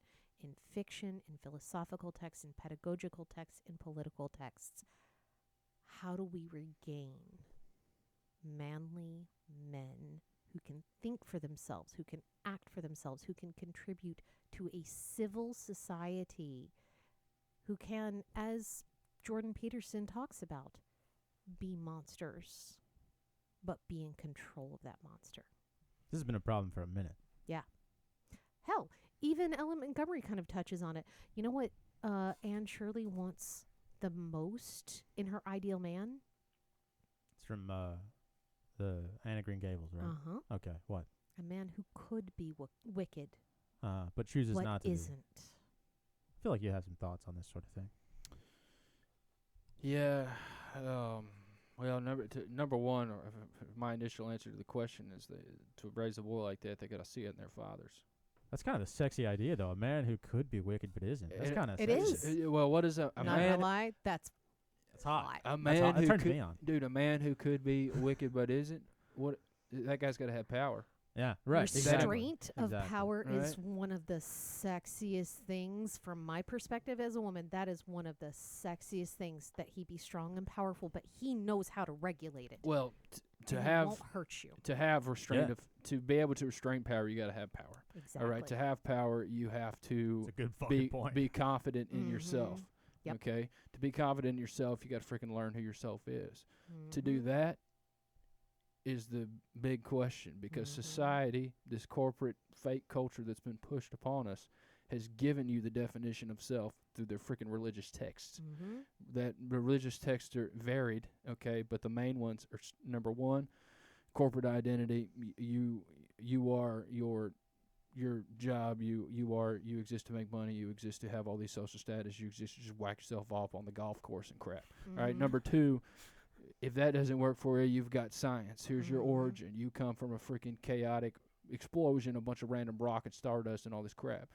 All Mhm. this stuff exists to hide a man from what he is, because once a man finds out what he is, it empowers himself, because men have freaking power. Mhm. By their nature, they're children of God. They're children of the Creator. And they can Mhm. literally harness that power through their voice, Mhm. and have almost build on their aura through the ether. And such a man, especially when they team up with other men like that, become unstoppable. That's Mhm. what this evil state, okay? The evil state has its origins in Satan, in Mhm. opposition to the Creator. That's what they want. That's what it wants. And over time, it's just, as Carson and I have talked about, frog in boiling water, Mhm. right? Yeah. This degradation of the man has spanned freaking lifetimes. It's inhuman.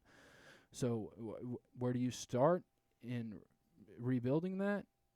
You start with breaking down these ideas of worldviews. Now, you have to break down that to begin on that journey. Mhm. And to begin on that journey, at least in my life, because I'm trying to get there, is get back to the naturalness of it all. Mhm. Put your bare feet on the ground, go out there, attempt to produce something. That's where you freaking start, to where you can even know where the path goes. Mhm. To even start the path. To start Mhm. the path, you have to get away from the wrong path you were on. Mhm. To get back to the starting point and then start going the right way. You got to basically undo the work that's been done on you. Go back to Mhm. the beginning. Yeah. Yeah. And then forge your path. Mhm. I don't know why, but as you were talking about that, my mind kept going to Gene Stratton Porter's Freckles.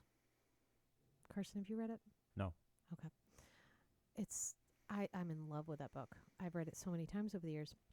But a young man who escapes kind of an abusive system as an orphan and basically just runs to the woods of Indiana, gets hired by a logging team, and he's physically disabled. He's missing part of one arm.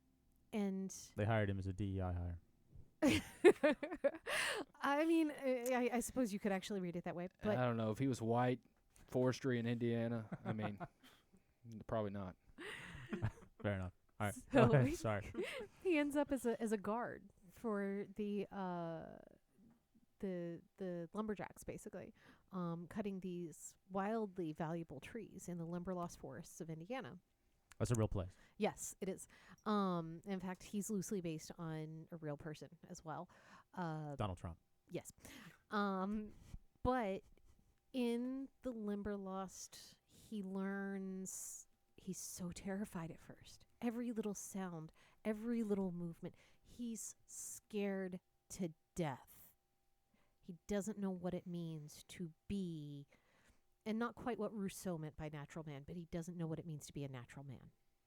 He doesn't know how to take care of himself. He doesn't know how to exist in nature. He doesn't know how to fight.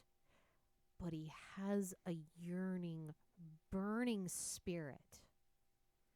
And that he gets lucky enough to get hired. And day after day, night after night, he runs from every sound in the forest until finally he's able to force himself to stay still, to confront the sounds of these animals. He knows not what they are at first. He doesn't know if they're going to kill him. And they're poisonous snakes and other things that can kill him. And so he's terrified for good reason, but he fights for the strength to stand still. And he slowly carves out this space as he finds strength in the Limberlost to not only confront nature, confront himself, and to stand with strength and confidence, knowing that a poisonous snake may cross his trail, but he's got this cudgel that he carries with him, and he knows he can move fast out of its way. He can wear these heavy boots without getting weak or fainting or overheating. He gets stronger every day. He clears these spaces in the woods and brings books in that he can read during his quiet time. He brings flowers that he finds to these spaces that he's cleared and creates what Gene Stratton Porter describes as this beautiful natural cathedral that is closer to God and true self than maybe anything else. And he finds himself, and as a result, he ends up proving himself worthy of the somewhat tritely named Angel character. Yes, that's actually her name in the book. She is a character that is inspired by Gene Stratton Porter's own daughter, and he becomes worthy of protecting her, eventually to a point of actually marrying her. Of course. But he fights his way up from, disabled, young, scrawny, disenfranchised orphan to someone who's terrified of everything, to being able to stand still in a threatening environment and be confident in himself, to feel at peace, so at peace that he can create an Eden, that he can sit and read books and learn and improve himself in his downtime, and that he can become gentle enough to transfer these delicate flowers into new spaces and have them thrive. He can become gentle enough to keep the angel safe and strong enough to protect her. Does that make sense? Makes total sense to me. Yeah. All right, guys. That's your call to action. You feel like we're done here. Well, obviously, I would say obviously that whole story is not talking about the actual woods. It's the satanic, evil, chaotic place that we find ourselves in. Mm-hmm. Yeah. I haven't read all of her stories, but the two that I've read, I freaking love. And people find themselves away from the corrupting influence of society. They find themselves in the woods. They find themselves in nature. And they become better versions of themselves than they ever could have been out just in the city. And it's I was in love with those stories as a teenager. I can see why. Yeah. I can see why. All right. I feel like that's a good place to stop. Yeah.